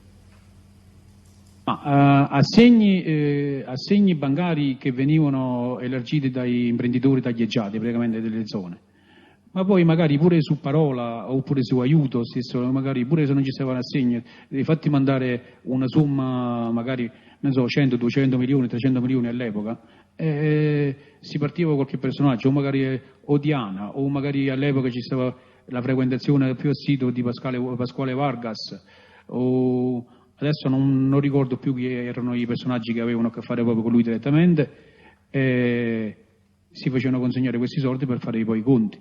Come Nicola Cosentino ci sono altre persone del posto, però. Quindi, mi scusi, quindi veniva data indicazione a singoli soggetti di recarsi da un americano per cambiare questi assegni? O comunque a farsi anticipare delle somme? Ciò accadeva sovente? Non ho capito la domanda. Accadeva spesso, talvolta, occasionalmente, sistematicamente? No, nell'arco degli anni che ho avuto a che fare, insomma i 3 anni che ho avuto a che fare proprio con Bidognetti assiduamente, le parlo quasi di tutti i giorni, ho assistito più di una volta a questo tipo di operazioni. Senta, e questo, quando Bidognetti Francesco si riferiva di andare da americano, faceva nome e cognome, si riferiva a nome di battesimo, soltanto il soprannome, mi dica lei, insomma. Noi direttamente... Qual era il grado di chiarezza da parte sua che si trattasse proprio di Nicola Cosentino? Ho capito perfettamente, dottore. No, è Nicola Umergana, per noi è riferito proprio a Nicola Cosentino. Quindi diceva Nicola Americano sostanzialmente, l'indicazione che veniva data. Esatto. Senta, svolgeva direttamente o indirettamente Nicola Cosentino, la sua famiglia o altri qualche attività economica che consentiva La famiglia di cambiare assegni o disporre di contanti? La famiglia Cosentino, come le stavo dicendo poc'anzi, già dal padre facevano questo tipo di discorso per quanto riguarda i carburanti. Poi lui personalmente, comunque, nell'ambito degli anni, ha avuto modo di ingrandire la situazione facendo la Versana Petroli, quindi occupandosi direttamente dei petroli grezzi e così, e come ha avuto pure la possibilità di tenere, diciamo, la questione del gas, che io, se non ricordo male, dovrebbe essere la Concordia, comunque c'è riferito sempre a Nicola Cosentino. E poi è proprietario di svariati distributori di benzina con le compagnie petrolifere. Diciamo che... Mi scusi, la Concordia non era un'attività di pompe funebri? C'è un'attività di pompe funebri ed diciamo che è una società che fa parte per quanto riguarda i clan. Ed è pure una società di erogazione del gas e quindi lo stesso si chiama Concordia. Okay. È sempre riferito a Cosentino Nicola. Quest'ultima di cui sta parlando? Non ho capito, dottore, perché inizialmente non si sente. Scusi, quest'ultima Concordia di cui sta parlando è riferita a Nicola Cosentino? Ma fino al 2006. Senta, mi scusi, visto che ha citato questa attività distribuzione del gas e rifornimento di benzina, vorrei comprendere, lei l'ha riferita a Nicola Americano, sa se fosse un'attività gestita anche, ovvero formalmente da altri soggetti, parenti o meno? Della stessa attività, sì, ma nell'ambito familiare dell'ambito familiare di Cosentino, il fratello o qualcuno, però insomma sinceramente non è che mi sia proprio interessato più di tanto. Le posso dire solamente una cosa, dottore, chiedo scusa, mi perdoni, è che nel 2000 e qualcosa, adesso non ricordo bene, è stato fatto il metanodotto a Villa di Briano e alcune persone legate pure nell'ambito quasi familiare per quanto riguarda Nicola Cosentino sono stati quelli che hanno fatto l'appalto e hanno fatto i lavori. Quindi mi riferisco ad Oreste Quarto, oppure i fratelli, oppure qualche altra ditta, la ditta Gallo, insomma diciamo che comunque hanno fatto un metanodotto a Villa di Briano ed era sempre per essere favorita da Nicola Cosentino. Senta, mi scusi, torniamo un attimo indietro, perché io le avevo fatto la domanda di come sapesse, in relazione al sostegno diffuso ultra ventennale a Nicola Cosentino garantito dal clan, di come sapesse questi eventi. E lei ha parlato di Bidognetti Francesco e ha fatto riferimento, però, per cui c'è stata questa divagazione, ha fatto riferimento al fatto che Bidognetti Francesco gli diceva di andare a prendere il denaro o cambiare assegni da Nicola Americano. Volevo comprendere, visto che ha fatto un collegamento tra Bidognetti Francesco e Nicola Americano fondato sul cambio assegni, cosa c'entra, se sa, il fatto del sostegno elettorale rispetto a questa vicenda che lei ha inserito mentre stava rappresentando tutte le circostanze di sua conoscenza per quanto riguardava questo sostegno? Il sostegno elettorale per quanto riguarda Nicola Cosentino è abbastanza evidente, perché poi per ottenere appalti pubblici, insomma svariate situazioni, e comunque Nicola Cosentino, diciamo per la terra di lavoro, la zona nostra, c'è stato un personaggio abbastanza influente per quanto riguarda l'acquisizione di appalti. Quindi lo scopo principale è proprio questo, di tenere sotto controllo gli appalti pubblici che poi saranno poi in seguito elargiti nella zona, o per bonifica o per qualcosa, o perché sia, comunque passare sempre attraverso la politica e magari un personaggio che all'epoca era più influente per quanto riguarda la politica era proprio Nicola Cosentino. Sì, mi scusi, A mia saputa le posso dire una cosa, che stando in carcere a Carinola ho parlato una volta con una persona, un calabrese, quindi insomma nemmeno una persona del paese, quando lui mi faceva riferimento che effettivamente lui sapeva alla sua conoscenza che un riferimento per quanto riguarda la Campania, per quanto riguarda la malavita e gli appalti era proprio Nicola Cosentino. Sì, un attimino, torniamo un attimo, le faccio la domanda diretta perché le ho fatto una domanda di tipo diverso, lei mi ha risposto una cosa diversa, si vede che aveva capito male la mia domanda, mi sono espresso male io. La domanda era, quando parlando con Bidognetti Francesco, sa quale fosse, se vi fosse un rapporto non solo per il cambio assegni tra Nicola Americano e Bidognetti Francesco, nel senso di eventuale sostegno elettorale da parte del gruppo Bidognetti nei confronti nei riguardi a favore di Nicola Cosentino?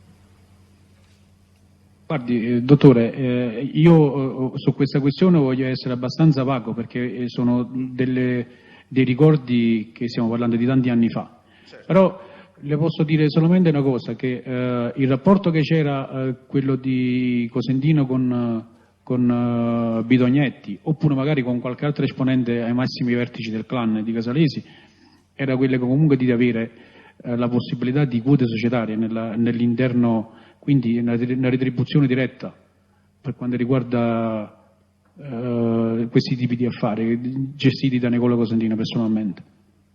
Scusi, rifaccio la domanda, sa se Bidognetti Francesco, se non lo sa non dica non lo so oppure lo so in che termini, però perché siccome non capisco bene la risposta forse non ha compreso la domanda, sa se Bidognetti Francesco oltre a farsi cambiare gli assegni da Nicola Americano, quindi farsi finanziare cambiando questi titoli, avesse sostenuto la sua candidatura nelle varie elezioni che vi erano state, se vi erano state elezioni? Sì, nelle varie elezioni, insomma, praticamente tramite il figlio di Bidognetti Francesco, gli avevo già anzi prima detto che comunque è stato portato proprio pure Nicola Cosentino, ma fino a tempo recente, quindi non stiamo parlando più già da allora, ma a tempo recente, pure nell'ambito familiare, pure di casa mia, è sempre stato portato da fazione, ma non solo sulla fazione Bidognetti, ma da entrambi i capoclan di Casal di Principe, sia Bidognetti che Schiavone. Allora, prima di parlare di Schiavone, che Bidognetti lo sostenesse lei esattamente come, al di là di quello che ha già detto in relazione alla sua famiglia, da cosa lo sa che Bidognetti, il gruppo Bidognetti, Francesco Bidognetti e o Agnello Bidognetti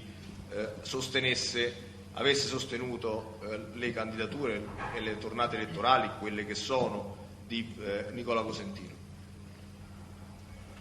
Dottore, non con precisione, ma per deduzione, perché praticamente quando si è candidato Cosentino nella zona che sia, a Casal di Principe si è cominciato a fare campagna elettorale a favore di Nicola Cosentino, praticamente sono ordini che arrivano direttamente dai vertici del clan, quindi me ne sono andato per deduzione, non con una conoscenza diretta. Ho capito, quindi che vi fu, si riesce a ricordare in che periodi e quali contese elettorali vi furono degli ordini del clan di votare Nicola Cosentino, se lo ricorda? Ma con precisione... Aspetti un attimo, non risponda della Corte. Prego. Aspetti un attimo. Va bene. Ha finalmente reso esplicito che si tratta di una sola deduzione. La domanda in quale campagna elettorale ci sono degli ordini è una domanda chiaramente implicativa. Avvocato, un attimo, mi pare che non funzioni il microfono, deve cambiare, deve prendere quell'altro. Allora, sentiamo l'avvocato Montoni. Allora, l'opposizione alla domanda è questa. Il teste ha fatto riferimento sulla domanda del pubblico ministero all'ausilio alla campagna elettorale, ha espressamente detto una sua deduzione. Incamerare questa risposta e dire in quale campagna elettorale ci furono gli ordini per sostenere la candidatura di Nicola Cosentino, evidentemente è una domanda suggestiva o implicativa. Il teste non ha una conoscenza diretta, perché è riferito alla settima volta che il pubblico ministero glielo domandava che è una sua deduzione.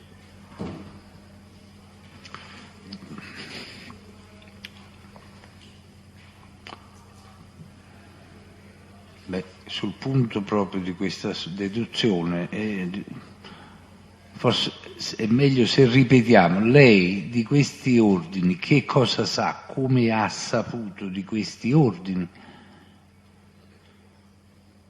Signor Presidente, parlando a priori, che come prima stavamo dicendo pure con il pubblico ministero, che a mia vista ho sentito a Bidognetti Francesco di parlare di Nicola Cosentino e così via.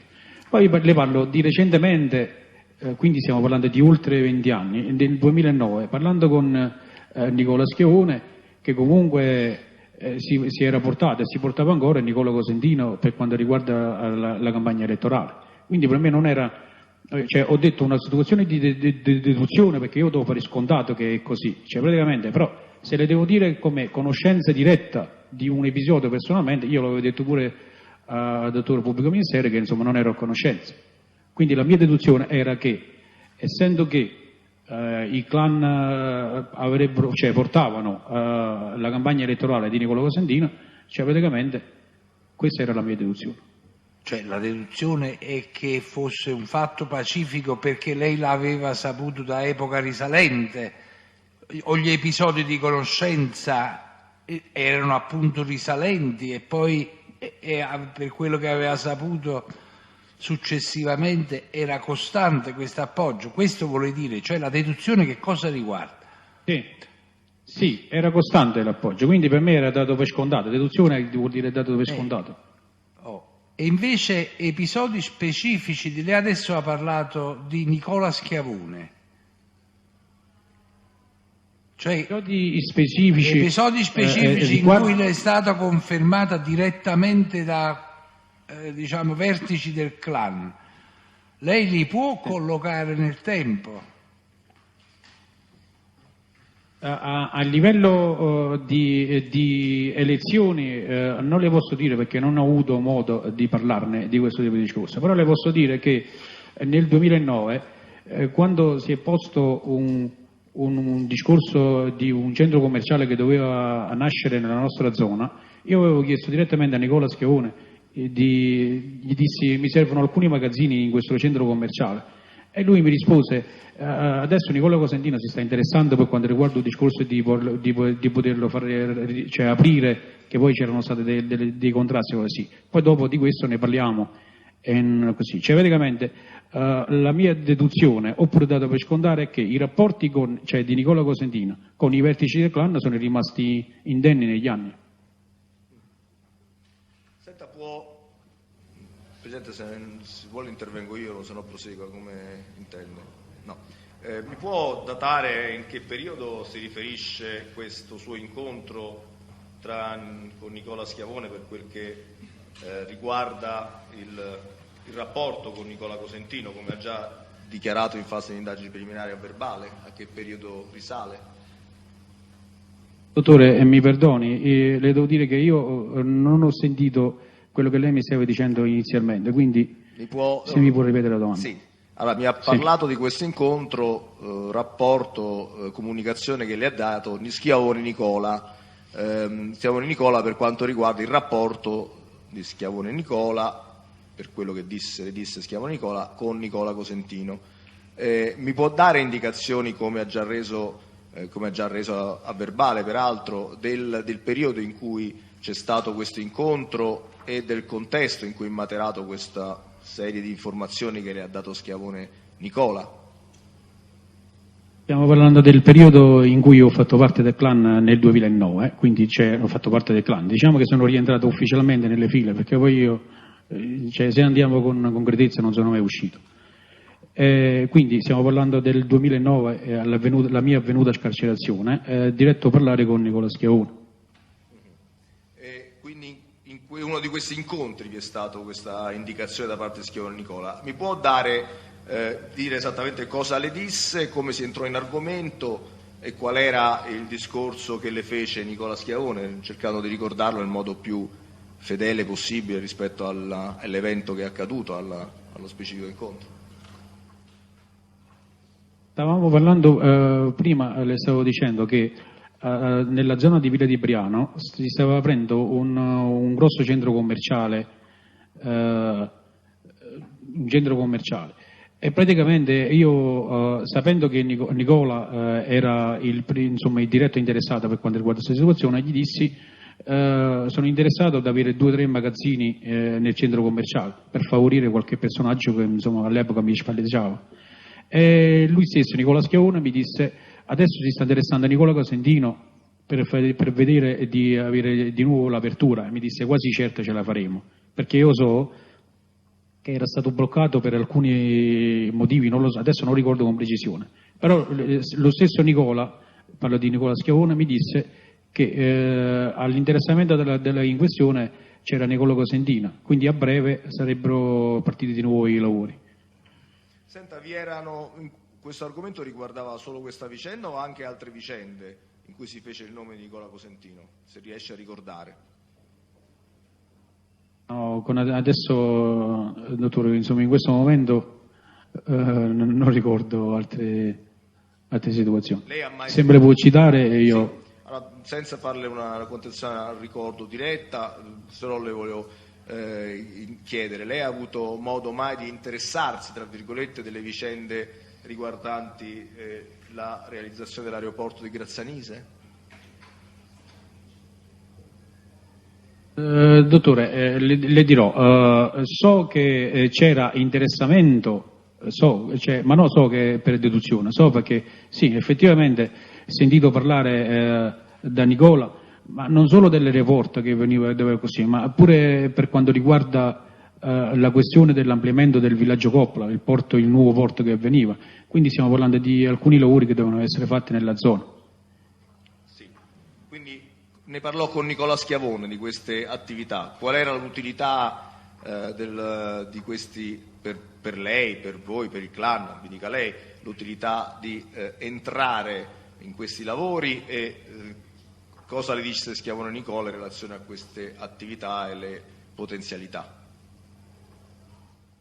Parliamo con più precisione, quindi non con me personalmente, ma parliamo del capoclan che all'epoca era Nicola Schiavone, pure che era affiancato comunque da Zaccaria Michele, insomma c'era ancora Iovani Antonio, all'epoca ancora non doveva essere arrestato pure Raffaele Diana, Raffaelotto praticamente stava ancora fuori, però a sentir parlare proprio un discorso di questo che fu proprio affrontato, la vicenda, Nicola Schiavone mi faceva riferimento che sia Raffaelotto, per esempio Raffaele Diana, e sia Antonio Iovano non erano un problema, non era un ostacolo per lui, quindi l'unico ostacolo che si poteva proporre, cioè si poteva andare incontro, era solamente quello di Zaccaria Michele.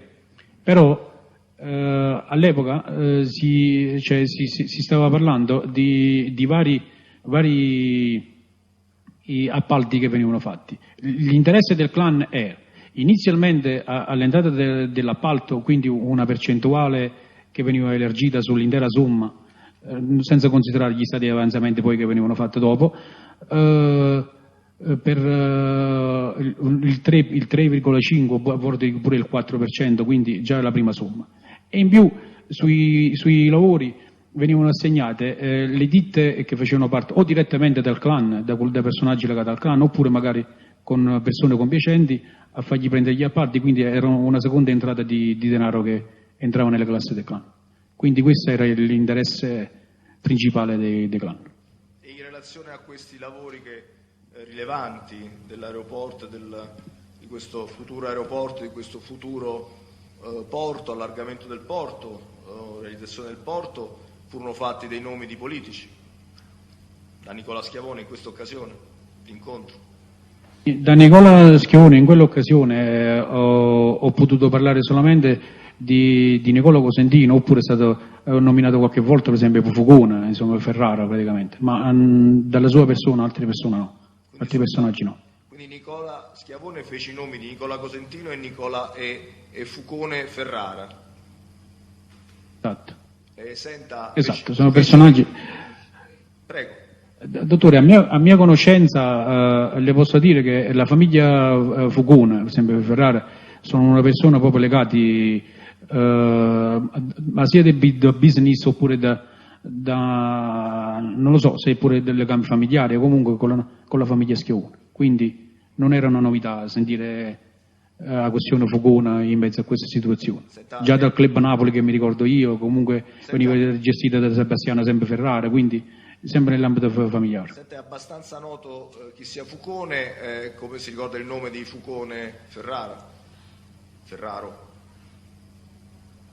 Cioè praticamente cioè noi nel gergo Fugone, insomma, sarebbe Ferraro e quelli del consorzio o consorzio praticamente su Casal di Principe praticamente. Vabbè, Però il nome io non so se lo che ricorda. ultimamente Il nome non se lo ricorda. Nicola.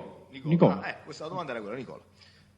Senta, Gliel'avevo detto già prima, dottore. mi scusi, allora mi sono distratto io. Senta, quindi vorrei comprendere, facendo i nomi di Nicola Cosentino, i soli nomi di Nicola Cosentino e di Nicola Ferraro in relazione a questi lavori rilevanti futuri,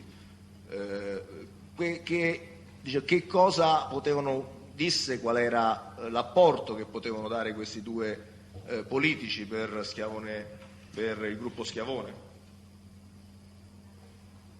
Sì, come le stavo dicendo prima, per favorire, far sì che magari cioè, i lavori avvenivano effettivamente, perché comunque sia per il centro commerciale, sia per l'aeroporto, sia per il porto, comunque era una situazione, diciamo, erano stand-by in quel periodo. Quindi c'era l'interessamento proprio di Nicola Cosentino per far portare avanti la questione dei lavori. Questo interessamento disse perché, si chiama Nicola perché vi era stato era stato sostanzialmente garantito questo interessamento. Qual era il motivo da parte di costoro? Non siamo andati a fine questo tipo di discorso perché, come le posso dire, è dato per scontato, perché poi comunque Cosentino è stato favorito dal clan e quindi politicamente cioè, non c'è stato modo di intendere, perché è dato proprio per scontato. Però le posso dire che comunque il Nicola Schiavone faceva affidamento in pienezza su Nicola Cosentino per quanto riguarda, non dico proprio il riferimento del suo clan, ma comunque il riferimento su Casal di Principe per l'opportunità di avere lavori. Senta, le farò una contestazione e rappresentazione rispetto a quello che ha detto poc'anzi. Tratta dal Dottore, chiedo scusa, continuo a non sentirlo. Mi scusi, sono io che mi allontano dal microfono. Le farò una contestazione per aiutarla alla memoria in relazione al punto precedente, tratta dal verbale dell'1 dicembre 2010 che richiama in parte il verbale dell'interrogatorio da lei reso del 28 luglio 2010. Lei ha dichiarato su questo punto, pagina 11, allora, Schiavone Nicola ha dichiarato: a proposito sia dell'aeroporto di Grazzanise e dell'ampliamento del porto di Villaggio Coppola, come dichiarato nel precedente verbale del 7 luglio 2010, fece i nomi di Nicola Cosentino e di Nicola Ferraro, punti di riferimento del clan, indicando che grazie a loro vi era garanzia di avere tali lavori. Grazie a loro, perché grazie a noi loro erano arrivati dove si trovavano. Era quello che stavo dicendo prima, dottore. Ho capito. Quindi la stessa cosa che ha detto prima, secondo praticamente, conferma questa dichiarazione. Sì, che insomma è la stessa cosa che stavo dicendo prima. Senta, volevo chiederle, lei ha parlato anche, per quello che rileva, ha fatto un riferimento a un calabrese, a una persona molto rapidamente che gli aveva detto qualcosa quando era detenuto. Ne ha già parlato anche qui, in questo caso, durante la sua collaborazione in fase istruttoria. Quando avviene questo incontro con questa persona calabrese in carcere, che cosa le dice, in particolare riferito a Nicola Cosentino, se può contestualizzare un po' la vicenda. La persona citata si chiama Filippone Salvatore, praticamente origine del crotonese calabrese e residente su Roma. A suo dire era uno dei personaggi legati alle entrine calabresi a svolgere quasi la stessa mansione che teneva pure Cosentino, praticamente il riferimento del clan per quanto riguarda nell'ambito la politica nazionale per avere i proventi in questo tipo di genere. Quindi, parlando sempre con Filippone, lui stesso mi disse: voi avete sulla zona di Caserta Cosentino, che insomma vi sta facendo avere un sacco di appalti per quanto riguarda questo tipo di discorso, quindi era una situazione risaputa pure nell'ambito nazionale, non solamente locale. Quindi questo è il racconto che le fece questo Filipponi. Senta, e quando l'ha incontrato dove esattamente? Quando? Io ho incontrato Filippone nel carcere di Carinola dal 2009, dalla mia entrata nel carcere, fino al 2010, che poi sono stato posto a 41 bis. però le posso dire che quasi tutti i giorni insomma, ci parlavo con la persona in questione e si parlava dei suoi legami che teneva nell'ambito della politica, il perché lui era stato incarcerato, perché comunque era stato fatto fuori, insomma altri personaggi dell'alta politica l'avevano scaricato, insomma lui mi diceva che avevano fatto scaricabarile su di lui e diciamo che lui diceva che era un personaggio che, a parte che conoscevo pure Nicola Cosentino, ma era uno di quelle persone che era a corrente delle situazioni che avvenivano nell'ambito politico e i legami che tenevano con la mala. Questo perché glielo disse direttamente questo Filippone in carcere? Sì. Cioè queste informazioni le è stato ha detto da tratte lui Filipponi direttamente? Non ho capito, dottore. Queste informazioni che lei ha dato sul conto di questo Filipponi le ha ricevute direttamente dal Filipponi? Sì. Senta, mi scusi, ma volevo capire, aveva avuto rapporti Filipponi con Cosentino o voleva averne di rapporti? Vorrei soltanto capire questo fatto.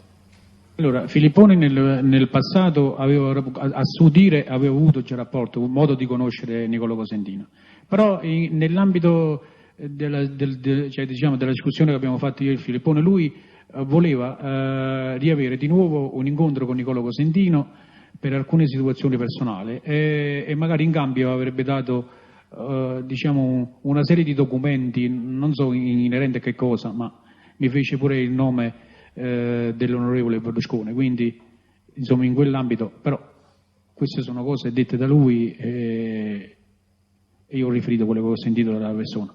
Mi ero interessato anzi a potergli fare incontrare il signor Cosentino e in quella faccenda, anzi lui prima era interessato addirittura all'onorevole Leone, insomma praticamente a suo dire. E poi fu fatta questa richiesta, io mi stavo interessando per fargli incontrare Nicola Cosentino e poi è avvenuto il mio trasferimento al 41 bis, insomma non ho potuto fare più niente. Quindi aveva chiesto a lei questo Salvatore Filipponi di fare in modo che potesse incontrare Nicola Cosentino. Come? Sì, in carcere o fuori? Vorrei capire soltanto questo, visto che avete parlato di questa vicenda. Allora, lui pretendeva di avere un incontro magari pure in carcere, però il Filippone era giunto da un familiare che era il figlio di un certo avvocato monaco di Roma che erano disposti a parlare loro direttamente con Nicola Cosentino. Questo sempre secondo quello che le aveva palesato Filipponi? Esattamente. E senta, mi scusi, soltanto per comprendere, lei ha parlato che aveva detto, è stato un po' più preciso in parte su questi documenti in fase di interrogatorio del PM. Mi può dire che cos'erano questi, quello che diceva di avere Filipponi, questi documenti? Che cosa... Ma lui all'epoca mi parlava di un plico di documenti che potevano servire a prova per quanto riguarda il presidente Berlusconi all'epoca, che poi insomma che io ricordo in quell'epoca c'era quasi la prima spaccatura che poi avvenne tra Fini e proprio Berlusconi proprio, e lui proprio inerente a questo disse che era in possesso di alcuni documenti che potevano entrare in queste situazioni a pro di Berlusconi, quindi il tramite di Cosentino era quello di portare avanti questa situazione e una trattativa con Berlusconi direttamente.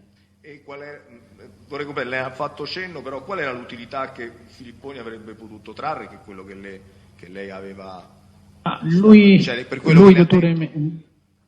mi disse che aveva diciamo, un irrisoluto che doveva avere, non so, dallo Stato o da qualcuno che sia, era una svariata di milioni di euro e voleva l'interessamento dei personaggi, sia di Nicola Cosentino sia di Berlusconi stesso. Ho capito. Senta, solo per comprendere il verbale di interrogatorio... Chiedo scusa, dottora, sì, dottore, io che che mi poi... allontano...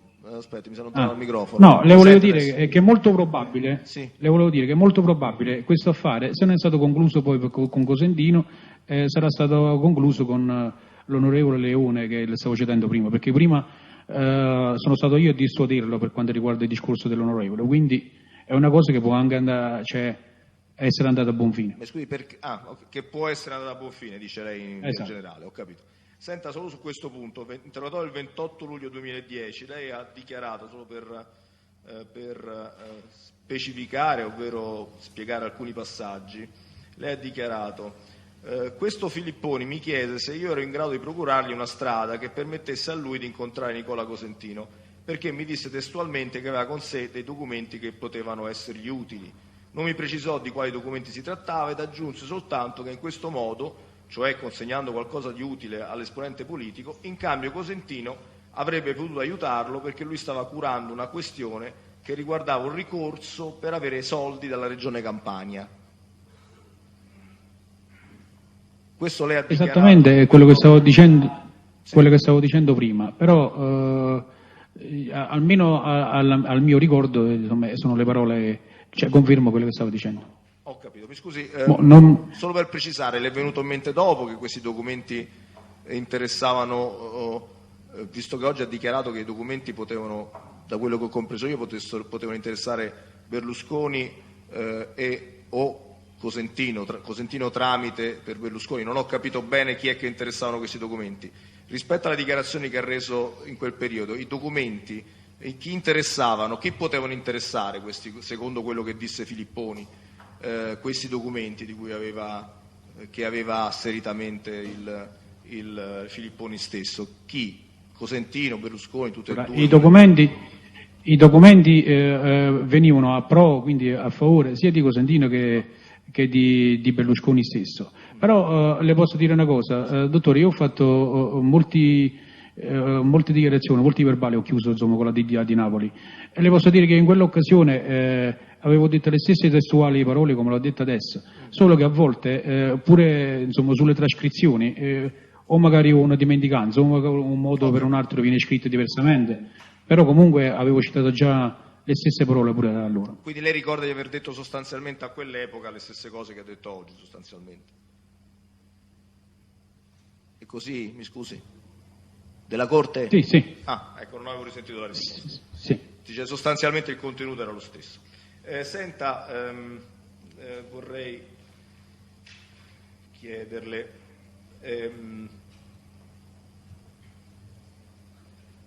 sa se è a conoscenza, lei ha detto di aver conosciuto direttamente Nicola Cosentino, quando ha avuto modo di incontrarlo? Soltanto nel periodo della frequentazione di Nicola Cosentino dell'abitazione della Corte Giovanni oppure anche eventualmente in tempi successivi?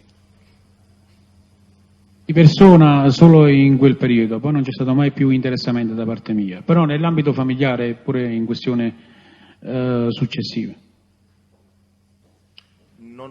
In ambito familiare, in questioni successive, non ho capito, scusi. Nel senso che qualche cugino mio aveva, cioè all'epoca, non ricordo con precisione di che cosa si trattasse, ma comunque delle trattative con lui personalmente in corso. Quindi diciamo che familiarmente è ancora oggi ancora presente comunque Nicola Cosentino. La domanda, quindi lei comunque personalmente dopo questa frequentazione della Corte Giovanni, lei non l'ha più incontrato, dico lei personalmente? Di persona no, insomma, se si parla di incontrare, dottore, devo avere presente una cosa, che siamo dello stesso paese, quindi più di una volta è potuto capitare. Però se gli devo dire che ho avuto modo di interloquire con lui, gli dico di no, perché effettivamente non ho avuto più interesse di poterci parlare. Quindi può averlo incontrato per caso, sostanzialmente essendo dello stesso paese, questo è il concetto? Sì. Senta, Per me non era una novità questa.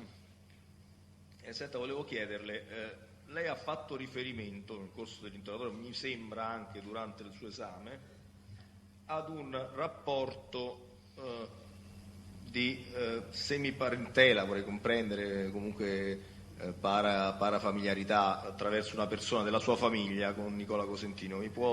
Forse ho capito male io, se ho capito male le faccio la domanda diretta, se lei c'era qualche persona suo familiare che avesse a sua volta rapporti di familiarità con Nicola Cosentino, con la famiglia di Cosentino quantomeno.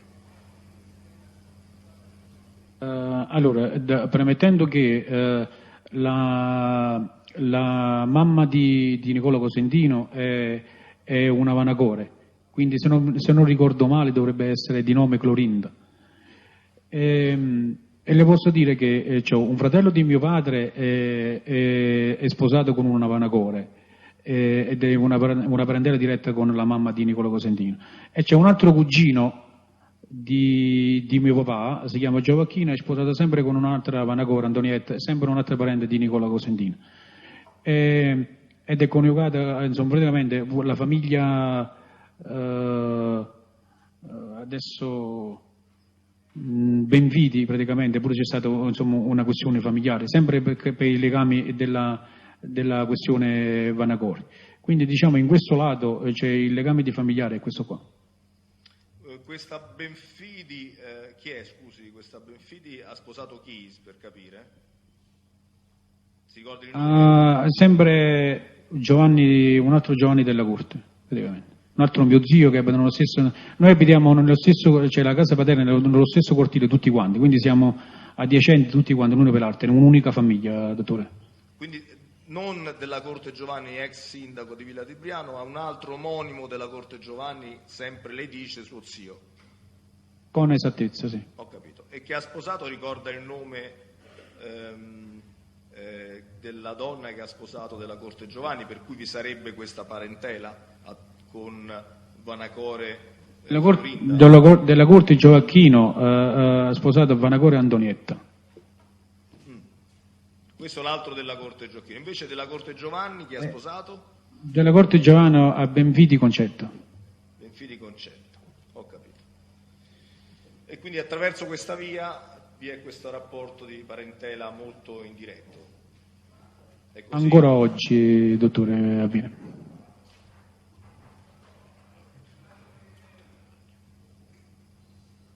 Senta, vorrei chiederle, lei sa se Chiane Cipriano conoscesse Cosentino Nicola? Mi perdoni, ma non ho capito la domanda. Sa se Nicola Cosentino conoscesse Chianese Cipriano? No, non ho avuto modo di parlare con nessuno dei due a fare un riferimento personale, che almeno ricorda adesso. Sa se qualcuno Però, le ha detto, le disse se i due si conoscevano? Se lo ricorda, non è un dato chiaramente facile da memorizzare. Dottore, se devo essere con precisione, le posso dire di no. Se invece devo andare per la mia conoscenza nell'ambito che ho acquisito per il tempo, dica quello sì. che sa. Per esempio, io so che poi era a conoscenza che comunque Cosentino si stava occupando pure lui della raccolta dei rifiuti, e quindi nell'ambito di questa situazione c'era una stretta collaborazione sia da parte di Cosentino con Cipriano Chianese. Però se le devo dire sulla domanda precisa, lei ne ha conoscenza diretta, le posso dire di no. Senta, mi scusi, come faceva a sapere che Nicola Cosentino, da cosa sapeva che si occupasse di raccolta dei rifiuti? In che senso si occupava di raccolta dei rifiuti? Allora, io so che era un responsabile di una società di raccolti Eco 4, Geo 4, non ricordo con precisione adesso. Però sono andato ad incontro in questa situazione perché per fare un favore a una persona della zona mi era stato chiesto di poter andare a far parte, diciamo, fare lo spazzino nella zona, essere retribuito come spazzino. Allora io avevo chiesto a qualcuno per poter far entrare questa persona, e pure nell'ambito familiare, quello che sia, mi disse si deve parlare con Nicola Cosentino. Poi a Chi glielo di disse qualche che altro bisognava personaggio, parlare con Cosentino? ma uno dei familiari miei, adesso un mio cugino, Francesco Della Corte.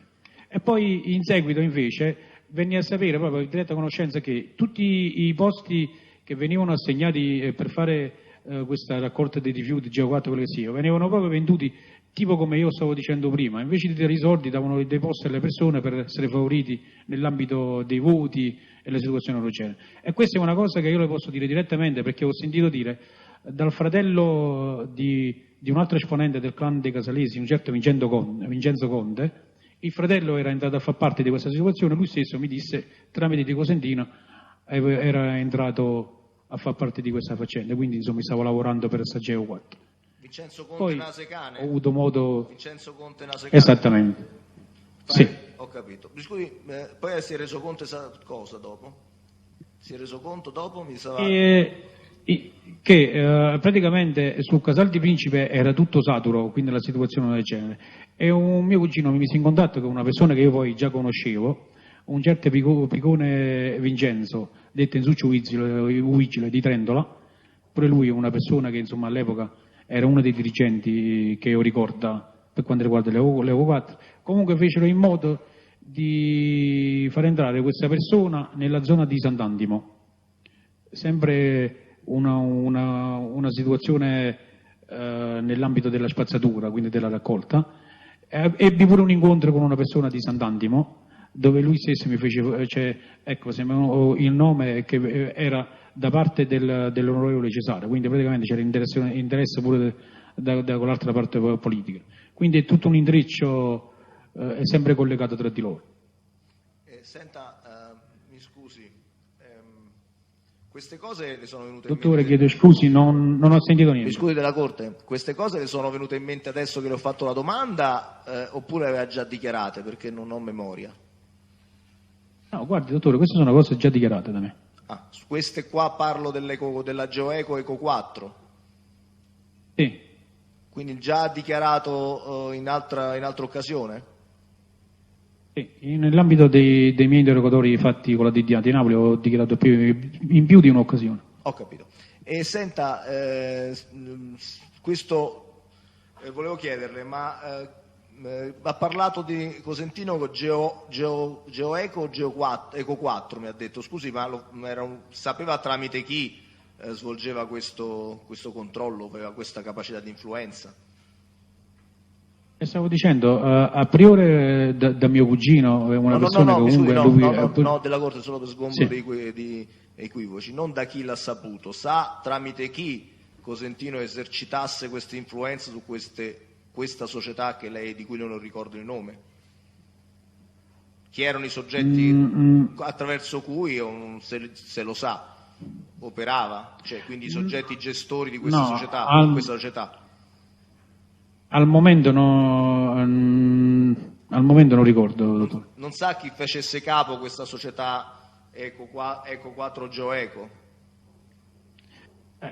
Alle mie conoscenze ricordo che comunque con la stessa società che stiamo citando c'era pure il discorso Ferraro che era uno dei responsabili, però non le posso dire se effettivamente magari potevano essere pure i fratelli Orsi, insomma, quindi c'era una situazione comunque intrecciata tra di loro, che poi sinceramente tra Geo 4, Eco 4 e GeoEco insomma non è che ci abbia mai capito niente. Non ho mai avuto interesse personalmente, quindi non le posso dare indicazioni precise. Ho capito. Senta,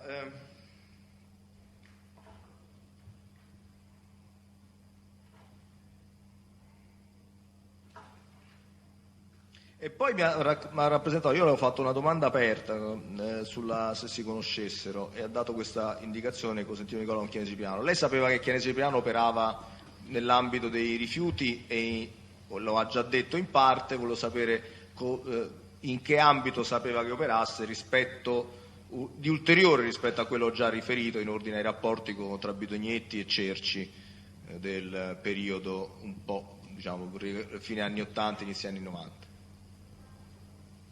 La mia conoscenza acquisita nell'ambito del tempo era quello che Cipriano Ianese, l'avvocato Cipriano Ianese praticamente, era lui l'interlocutore principale per l'avvenuta riciclaggio di questa diciamo di rifiuti sia tossici, ma la maggioranza era tutti quanti tossici, quindi non c'era urbani. Era lui, cioè praticamente la persona principale che aveva a che fare con diciamo i massoni, praticamente con precisione con Licio Gelli. A suo dire proprio personalmente, in un'occasione, stiamo parlando adesso del 2009, lui stesso si è definito un massone. Però le posso dire che c'è praticamente il perno principale in tutta la situazione, ma non solo per Casal di Principe, ma pure per Napoli, e faccio riferimento ai clan napoletani, sia Mallard e sia su altre parti, era sempre il riferimento di Cipriano Ianese, che poi è avvenuto in seguito con Cerci, Gaetano, oppure Cirillo, adesso non mi ricordo, un altro nipote di Bidognetti, era solamente perché la diffidenza di Bidognetti è di tenere sotto controllo la situazione, ma non c'era nemmeno bisogno, perché il perno principale della faccenda era direttamente Cipriano Ianese. E Cipriano Ianese, visto e considerato il grande introito che aveva, non c'era nemmeno bisogno di nascondere i proventi ai clan e mettersi in difetto. Senta, ha citato un Cirillo, ricorda il nome, per caso è Cirillo Bernardo? Sì, Bernardo Cirillo, sì, esattamente. Senta, mi scusi, soltanto una domanda. Lei ha riferito, diciamo, l'esistenza del coinvolgimento di Kenny Cipriano nei rifiuti. Riesce a datare in modo circostanziato fino a che periodo collega, secondo le sue conoscenze, questo coinvolgimento? Fino a che periodo? Quindi gli anni per cui ha conoscenze positive? Sì, allora nel 91, dottore, le posso dire che parlando con Feliciello Domenico, una volta insomma si stava parlando proprio dei proventi, anzi ricordo che addirittura gli fu fatto un regalo a Feliciello, insomma all'epoca gli regalò una Mercedes Roadstar, era una macchina che si portava allora. E le stavo dicendo che si stava parlando di questa raccolta di rifiuti che aveva direttamente c'è adesso insomma non mi viene in mente, ma stiamo parlando di Cipriano, sì. Il Chianese direttamente nell'ambito dei casalesi, e si faceva riferimento inizialmente era Bidognetti cioè Francesco, ma là non era solamente la questione di Bidognetti, era la questione pure Schiavone, la questione di Zaccaria Vincenzo, la questione di Simonitare, quindi era tutta una situazione sia Bidognetti sia Schiavone, ma prima ancora pure di De Falco.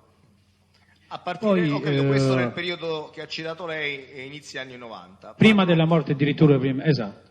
Quindi fino a quel punto lì, fino alla morte dell'avvenuto. Io parlo del periodo successivo, parlo del periodo fine anni 90, inizio anni 2000, se sapeva tutto il 2000, se aveva informazioni, perché visto che lei ha dato una risposta, diciamo, sintetica che può ricoprire una pluralità di anni, volevo capire un attimo cosa sapeva dell'eventuale coinvolgimento di Kenny Cipriano nei rifiuti, parlo del periodo, diciamo, fine anni 90, inizi anni 2000. Allora, a parte la mia conoscenza del discorso che aveva Bidognetti con Cipriano Ianese, le ho citato nel 91 che insomma stavo nell'ambito di una discussione con Felicillo, adesso non ricordo che altre erano le persone, si stava citando questa situazione, ma le posso dire pure un'altra cosa, prego, che nel 94 o 95, adesso non, cioè, vado un poco vago perché i ricordi non è che siano tanto così precisi. Dalla scissione fatta prima da me, cioè poi fatti pure con i fratelli Cantone e inizialmente pure della questione Feliciello, mandammo a chiedere un aiuto sostanzioso a Cipriano Ianese e lui insomma in quell'occasione ci portò 200 milioni per aiutarci a portare avanti questa situazione e in quella faccenda prima di chiederci i soldi si stava parlando che comunque sta facendo ancora la monnezza per Casale, quindi alla fine dei conti se ci dà qualcosa di soldi pure a noi niente di male fa, quindi in questa occasione è un'altra conoscenza diretta che io so e a quell'epoca ho avuto modo di vedere pure Cipriano Ianese. Sì, questo l'ho capito. In periodi successivi, parliamo fine anni 90, inizi 2000, anni 2000, visto che lei ha avuto modo di incontrare anche in quel periodo, vorrei comprendere se sapeva informazioni positive o negative sul fatto del coinvolgimento, visto nell'ambito della raccolta di rifiuti, visto che lei lo ha indicato per adesso, inizi anni 90. 94, 95, se ho capito, volevo sapere se metà anni 90. Metà anni 90, volevo sapere se sa qualcosa di positivo anche dopo. Sì, dottore, oltre questa data, ma adesso arriviamo al 2001 invece, al 2001 sono stato detenuto, 2002, sono stato detenuto al carcere di Benevento. Nel carcere di Benevento ho conosciuto poi, a parte che già lo conoscevo prima, Verde... adesso non ricordo, non mi viene in mente, comunque Scassaporta praticamente, e sarebbe il padre di quel Verde che poi Carlo che poi insomma in seguito. Quindi il padre di Verde Carlo mi diceva che citato nei verbali acquisiti al fascicolo del dibattimento. Esattamente. Verde Gennaro per caso si chiama Scassaporta. Esatto. Okay. Gennaro Scassaporta, esatto. E allora lui mi diceva che era una persona che aveva a disposizione dei mezzi di pala meccaniche oppure escavatori, quello che sia, aveva ancora fatto dei lavori nell'ambito della spazzatura, diciamo spazzatura, ma comunque dei rifiuti per quanto riguarda Cipriano Ianese. Quindi diciamo che fino al 2004 era ancora operante con certezza. Ho capito.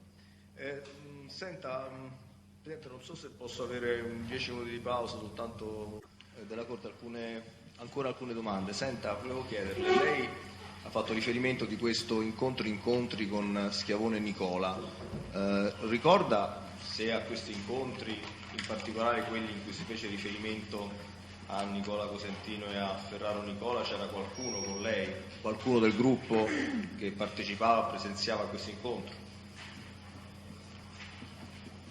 Dottore, non vorrei essere impreciso, però sembra che c'era Nicola della Corte, Vargas Roberto e sembra sì, insomma entrambi in questa occasione che si parlava solamente di Nicola Cosentino, che poi stiamo parlando di cose un poco più riservate, quindi si cercava di mantenere il riservo, però non voglio essere impreciso se ci stava ancora qualcun altro di presente, adesso insomma non è che sia un ricordo così preciso. Quindi lei ricorda Roberto Vargas e Nicola della Corte. Senta, sono gli stessi nomi che ha già detto in fase di indagine, volevo chiederle, può dettagliare che ruoli avevano all'interno del clan, che ruolo, dove agivano, qual era la ragione per la quale diciamo, erano accettate queste persone a parlare dei fatti di questo rilievo, di questa riservatezza? Quando sono uscito dal carcere io ho trovato che Vargas e della Corte entrambi si occupavano della situazione, gestione di estorsioni, magari omicidi e qualche altra cosa, sempre per conto di Nicola, anzi più che altro Vargas per conto di Pasquale Vargas, il fratello. Poi quando sono uscito io ho assunto io il ruolo di responsabilità nella faccenda, quindi mi sono rincaricato io di riesaminare tutte le situazioni, quindi stava ripassando di nuovo tutti i discorsi estorsivo, omicidi e tutte le trattative mafiose insomma nelle mie mani, sempre per ordine di Nicola Schiavone. Nicola della Corte che ruoli aveva? Ha citato Roberto Vargas, era analogo a Vargas come ruolo? Sì, ma specificamente lui di più teneva tutti gli spostamenti di Nicola Schiavone oppure per gli altri personaggi capoclan e delle altre famiglie mafiose, era lui che lo accompagnava oppure manteneva i rapporti. Senta, mi scusi, questi argomenti erano argomenti che erano potevano essere trattati solo di fronte a persone di un livello di responsabilità più elevata rispetto al clan, o erano argomenti trattati liberamente anche con i militari di più basso profilo? Alcuni discorsi insomma potevano essere fatti benissimamente davanti a altre persone, perché non c'era problema. Solamente su alcune, cioè sulle cose più di interesse, dottore, parlo magari di qualche appalto, qualche cosa, quel che sia, ci si manteneva sempre un poco di riservo, perché poi logicamente far capire ad altre persone il vero introito quale sia è sempre indiscreto. Invece quando si parlava di commettere qualche omicidio o qualche cosa, quel che sia, si parlava sempre della presenza quasi di tutti quanti. Le posso dire, chiedo scusa, le posso dire una cosa, dalle mie vecchie frequentazioni che facevo quando era al potere, insomma, da parte mia, almeno Bidognetti Francesco, Schiavone Francesco, insomma, e tutto il resto, era un discorso un poco più cambiato, insomma, era, diciamo, una cosa più aperta, quando prima era una cosa un poco più riservata. Nei miei ricordi, quando si parlava di qualcosa, cioè, cercava di essere sempre a soli su certe situazioni. Invece adesso era una cosa un poco più all'ordine del giorno, quindi pure quando si parlava di omicidi c'erano sempre delle persone presenti. Ho capito, quindi si era un po' allentata la segretezza del clan su questi argomenti. Esattamente, quello che volevo dire.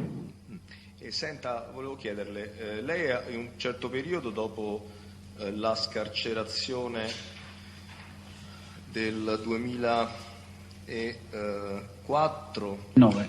mi scusi, prima della sua scarcerazione del 2009, la precedente, il 2004, era stato sottoposto alla sorveglianza speciale?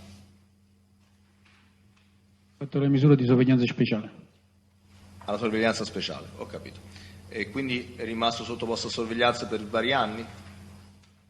Dottore, mi perdoni, io non l'ho sentito. Mi scusi, è stato sottoposto a sorveglianza speciale per alcuni anni dopo la sua scarcerazione del 2004? Sì. Ricorda in quale data fu scarcerato nel 2004, che periodo, che mese almeno? No, con precisione no, ma sembra 2006, 2008, 2005, 2008, no, 2007 semmai, perché il 2008 insomma ero libero, forse 2005-2007. Mi scusi, la scarcerazione del 2004 ricorda il mese? Con precisione no, ma penso in metà anno, cioè diciamo verso marzo, aprile, maggio, una cosa del genere. Quindi la sua... Non ricordo con precisione. È rimasto sottoposto a sorveglianza speciale fino al 2006-2007, questo intendeva dire, citando 2006-2007? Sì, esatto. Sì. Senta, sempre volevo chiederle,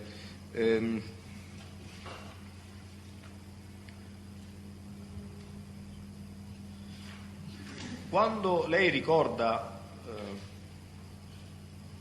il periodo in cui fu emessa l'ordinanza di custodia cautelare non eseguita nei confronti di Cosentino Nicola, lei era detenuto all'epoca?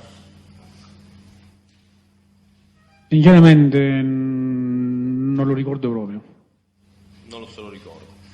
Senta, ricorda se ha avuto modo, lei ricorda il fatto che a un certo punto emerse la informazione, la notizia del fatto che era stata emessa un'ordinanza di custodia cautelare nei confronti di Nicola Cosentino non eseguita? Sì, io ricordo solamente che è una questione che fu posta in Parlamento, solamente di questo ricordo, poi non sono più a conoscenza di altro. Mi scusi, ricorda se ha avuto modo in carcere se vi è stato modo di commentare questa ordinanza? Ma cioè io non le direi perché non lo ricordo, però le posso dire che comunque nell'ambito del carcere poi era cosa nota che si parlava di questa situazione, perché era diventato un caso nazionale, diciamo. Però un riferimento particolare a qualche cosa allo Stato non ricordo. Senta, quindi in quel periodo era in carcere lei? Sì, io sono sempre stato in carcere fino adesso, dal 2009 adesso non sono mai uscito. No, parlo del periodo fine 2009, primi mesi del 2010, lei era in carcere, giusto? Sì, ero in carcere.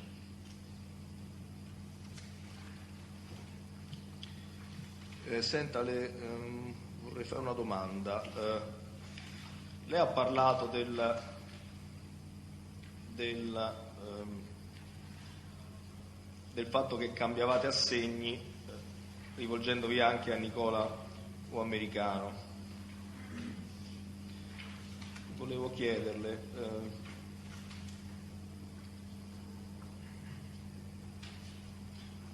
ha avuto informazioni, prima di rendere queste dichiarazioni, ha avuto informazioni dagli organi di stampa quanto a altri collaboratori che avevano indicato questa stessa circostanza, cioè del cambio assegni da parte del clan attraverso Cosentino? No, la verità proprio ho avuto modo di sapere poi in seguito dalla stampa, esatto, mezzo stampa, ma parlo dopo la mia collaborazione con la giustizia, aver appreso che aveva fatto delle analoghe dichiarazioni con franchezza pure piccolo Raffaele. Ho capito. Solo per la precisione su questo punto, l'interrogatorio è dell'1 dicembre 2010 al pubblico ministero, pagina 11, e ha dichiarato sponte: faccio presente che dalla televisione o dalla stampa ho saputo che piccolo Raffaele avrebbe dichiarato che Nicola Cosentino cambiava gli assegni al clan. Si tratta di fatti scontati che, eccetera, eccetera, e poi rendere dichiarazioni assimilabili a quelle che ha reso oggi. Volevo chiederle, quindi vorrei comprendere, è venuto prima che lei ha saputo dalla stampa questa rivelazione rispetto al fatto di quello che poi ha riferito agli inquirenti? Sinceramente non ricordavo, però io confermo quello che stavo dicendo, perché poi effettivamente stiamo parlando in quel periodo, dottore, che praticamente inizialmente della collaborazione c'è uno stato di agitazione un poco diverso da quello che è oggi. Ho capito. Quindi, sì, comunque confermo. Ho capito. Quindi praticamente vorrei comprendere, questa circostanza già la sapeva autonomamente lei rispetto a quello che ha avuto a quello che ha saputo tramite gli organi di stampa.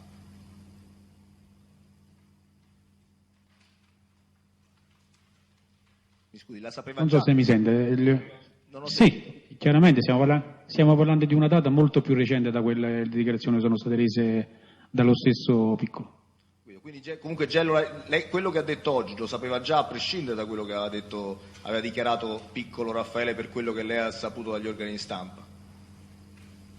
Sì, dottore, perché stavo dicendo, le mie dichiarazioni risalgono agli ai inizi degli anni 90, quindi molto più recente da quelle che ha dichiarato lo stesso Piccolo. Perché scusi, lei cosa sa di quello che ha dichiarato Piccolo Raffaele, oltre a quello, cioè cosa sapeva di quello che ha dichiarato Piccolo Raffaele? Se riesce a ricordare questa cosa. Solo vagamente questa situazione e basta, poi non ho avuto modo e non mi è nemmeno interessato di sapere quello che abbia dichiarato o meno Piccolo. Quindi non ha idea esattamente, oltre a quello che ha saputo dagli organi di stampa, cosa abbia dichiarato Piccolo? No. Senta, lei a partire dalla sua collaborazione è rimasto sempre detenuto, cioè a partire dal maggio dell'arresto del maggio 2009 è rimasto ininterrottamente detenuto? Allo Stato sono ancora detenuto. Quindi dall'ultimo arresto del maggio del 2009 è stato sempre detenuto e continua a esserlo? Sì. Senta, mi scusi della Corte, volevo chiederle, rispetto al suo arresto del 15 maggio 2009, l'incontro che ha avuto con Schiavone Nicola, in cui le ha fatto riferimento ai due nomi dei politici che ha già fatto, quando è avvenuto più o meno? Quanto tempo prima di questo arresto? Orientativamente. Dottore, le devo essere per forza vago, perché pensi che casa mia era quartiere generale, quindi tutti i giorni si parlava di questo, ne ho avuto modo di parlarne con Nicola Schiavone, quindi non gli potrei datare una giornata precisa, perché stiamo parlando nell'ambito di un mese quasi tutti i giorni, per non dire proprio tutti i giorni proprio. Quindi lei si incontrava, diciamo, in questo arco di un mese, si è incontrato molte volte con Schiavone Nicola? Tutti i giorni a casa mia, oppure io tenevo dei locali bar adibiti a bisca clandestina, comunque o nella bisca oppure a casa mia, nello studio di casa mia, era quartier generale. Senta, lei nel corso delle sue dichiarazioni a verbale ha proceduto a riconoscimenti fotografici? Sì. Ricorda di aver riconosciuto in fotografia Chianesi Cipriano? Penso di sì, sì. Ricorda di aver riconosciuto in fotografia Verde Carlo? Sì. Verde Carlo chi era, se può indicarlo, che rapporto aveva con Chianesi Cipriano? Io lo definisco factotum perché praticamente era quello che si muoveva inizialmente per conto di Cipriano Chianese, quindi praticamente io penso, a parte che lui era pure retribuito da Chianese, almeno da quando mi ha detto lo stesso Carlo, quindi praticamente era un collaboratore di Cipriano Chianese. Ricorda di aver riconosciuto anche Filippone Salvatore? Sì.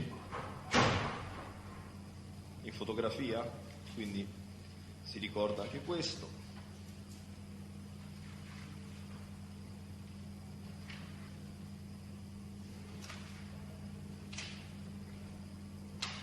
E senta, lei ricorda, sa dire se vi fossero rapporti tra il clan Schiavone e la famiglia Russo?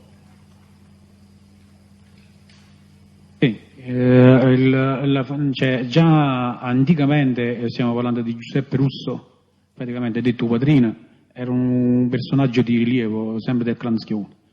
E poi l'avvenuto arresto di Giuseppe Russo, ne ha preso posto Massimo Russo, fratello di Giuseppe. Che ruoli aveva Massimo Russo e che soprannome aveva Massimo Russo? Lo soprannome di Massimo Russo chiamavamo Paperina, praticamente. Ma lui, a quello che mi risultava a me, negli ultimi tempi stava avendo sulla questione di Teverola, Gricignano, Carinara, insomma, i paesi limitrofi ad Aversa. Almeno nel mio ricordo. In queste località e zone che tipo di attività che svolgeva per conto del clan? Svolgeva per conto del clan tutte le attività estorsive e per quanto riguarda gli omicidi che dovevano avvenire nella zona. Questo in cooperazione, in che rapporto con il clan Schiavone, in particolare col gruppo Schiavone? Le direttive proprio, le dirette direttive di Nicola Schiavone.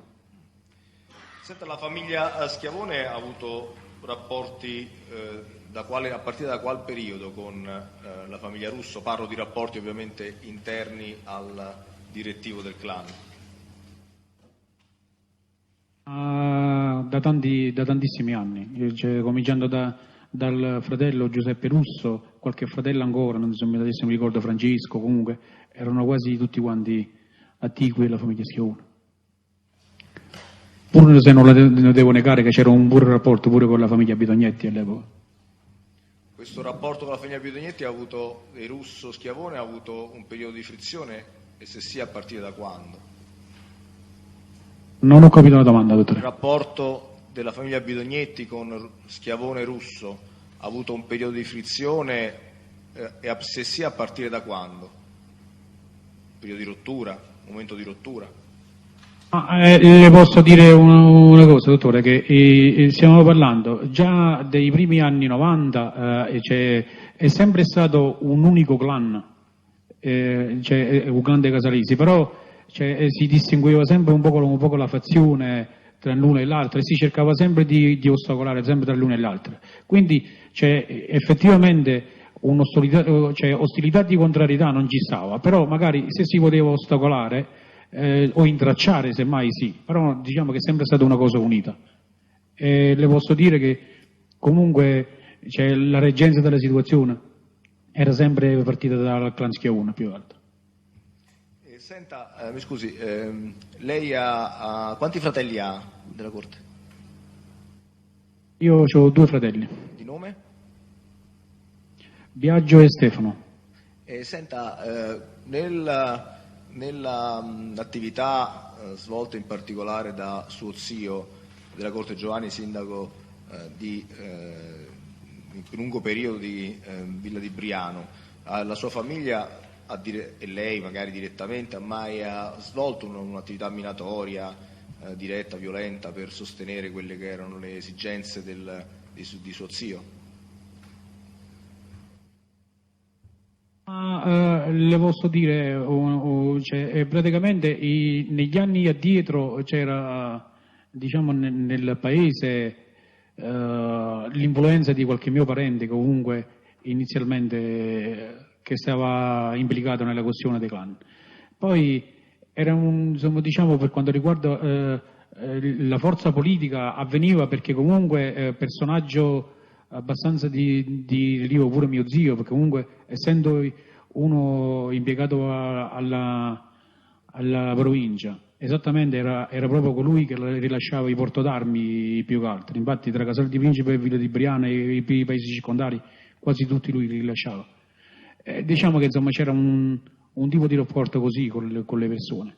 Poi c'era anticamente che comunque diciamo che familiarmente vengo da una famiglia abbastanza agiata, quindi con i terreni e tutto, e la maggioranza delle persone dei paesi insomma o stavano alle dipendenze o avevano lavorato nel passato, erano favoriti, quindi un discorso di riconoscenza pure in questo.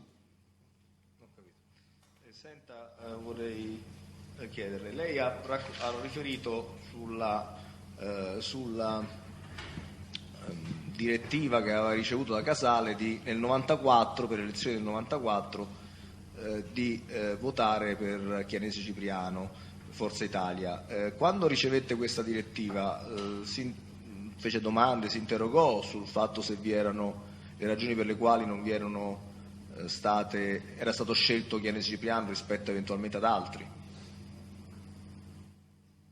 Dottor Milita, per me dovrebbe essere quasi, insomma, essendo che facevo parte del clan, quindi sapevo i diretti, le amicizie dirette che teneva Cipriano con i reggenti del mio clan stesso, quindi effettivamente non era una novità, per me era una cosa data per scontata che, essendo una persona che favoriva il clan, praticamente aveva questo tipo di favore. Quindi non si è sorpreso, diciamo, di questa scelta? Minimamente. Nessun'altra domanda? Senta, volevo dire, risulta che lei della Corte è stato condannato per 416 bis, però commesso fino al 2004. La sentenza è sentenza del Tribunale di Santa Maria Capo Avetere del 21 ottobre 2004, che poi è stata confermata dalla Corte d'Appello e divenuta irrevocabile il 7 giugno 2007. No. Esattamente, sì, Presidente. Sì. Però lei dice che poi ha commesso degli altri reati di omicidio che mi sembra che non risultano dal certificato allo Stato. Questi fatti di omicidio pure erano legati, diciamo, alle attività dell'organizzazione criminale? Perché lei ha parlato... Sì. Sì, per esempio quelli triplice omicidio sì. Bonanno Papa. E lei era sempre in quel momento partecipe dell'associazione, vero? Sì. Sì, ero uno dei responsabili proprio, ero diventato responsabile per il clan Schiavone da parte di Nicola Schiavone. Però volevo dire una cosa, signor Presidente. Sì. Nell'inizio degli anni 90 io ricordo molto bene di essere stato chiamato più di una volta, almeno una volta all'anno, sulla caserma o della Polizia di Stato oppure dei Carabinieri, perché quando si era imputati per associazione mafiosa si faceva una specie di avviso di garanzia, non c'era quell'arresto preventivo come poi è avvenuto in seguito poi tanto tempo fa. Ecco il perché gli dicevo che insomma era sempre una questione nell'ambito dell'associazione mafiosa. Sì, va bene. Allora, noi dobbiamo fissare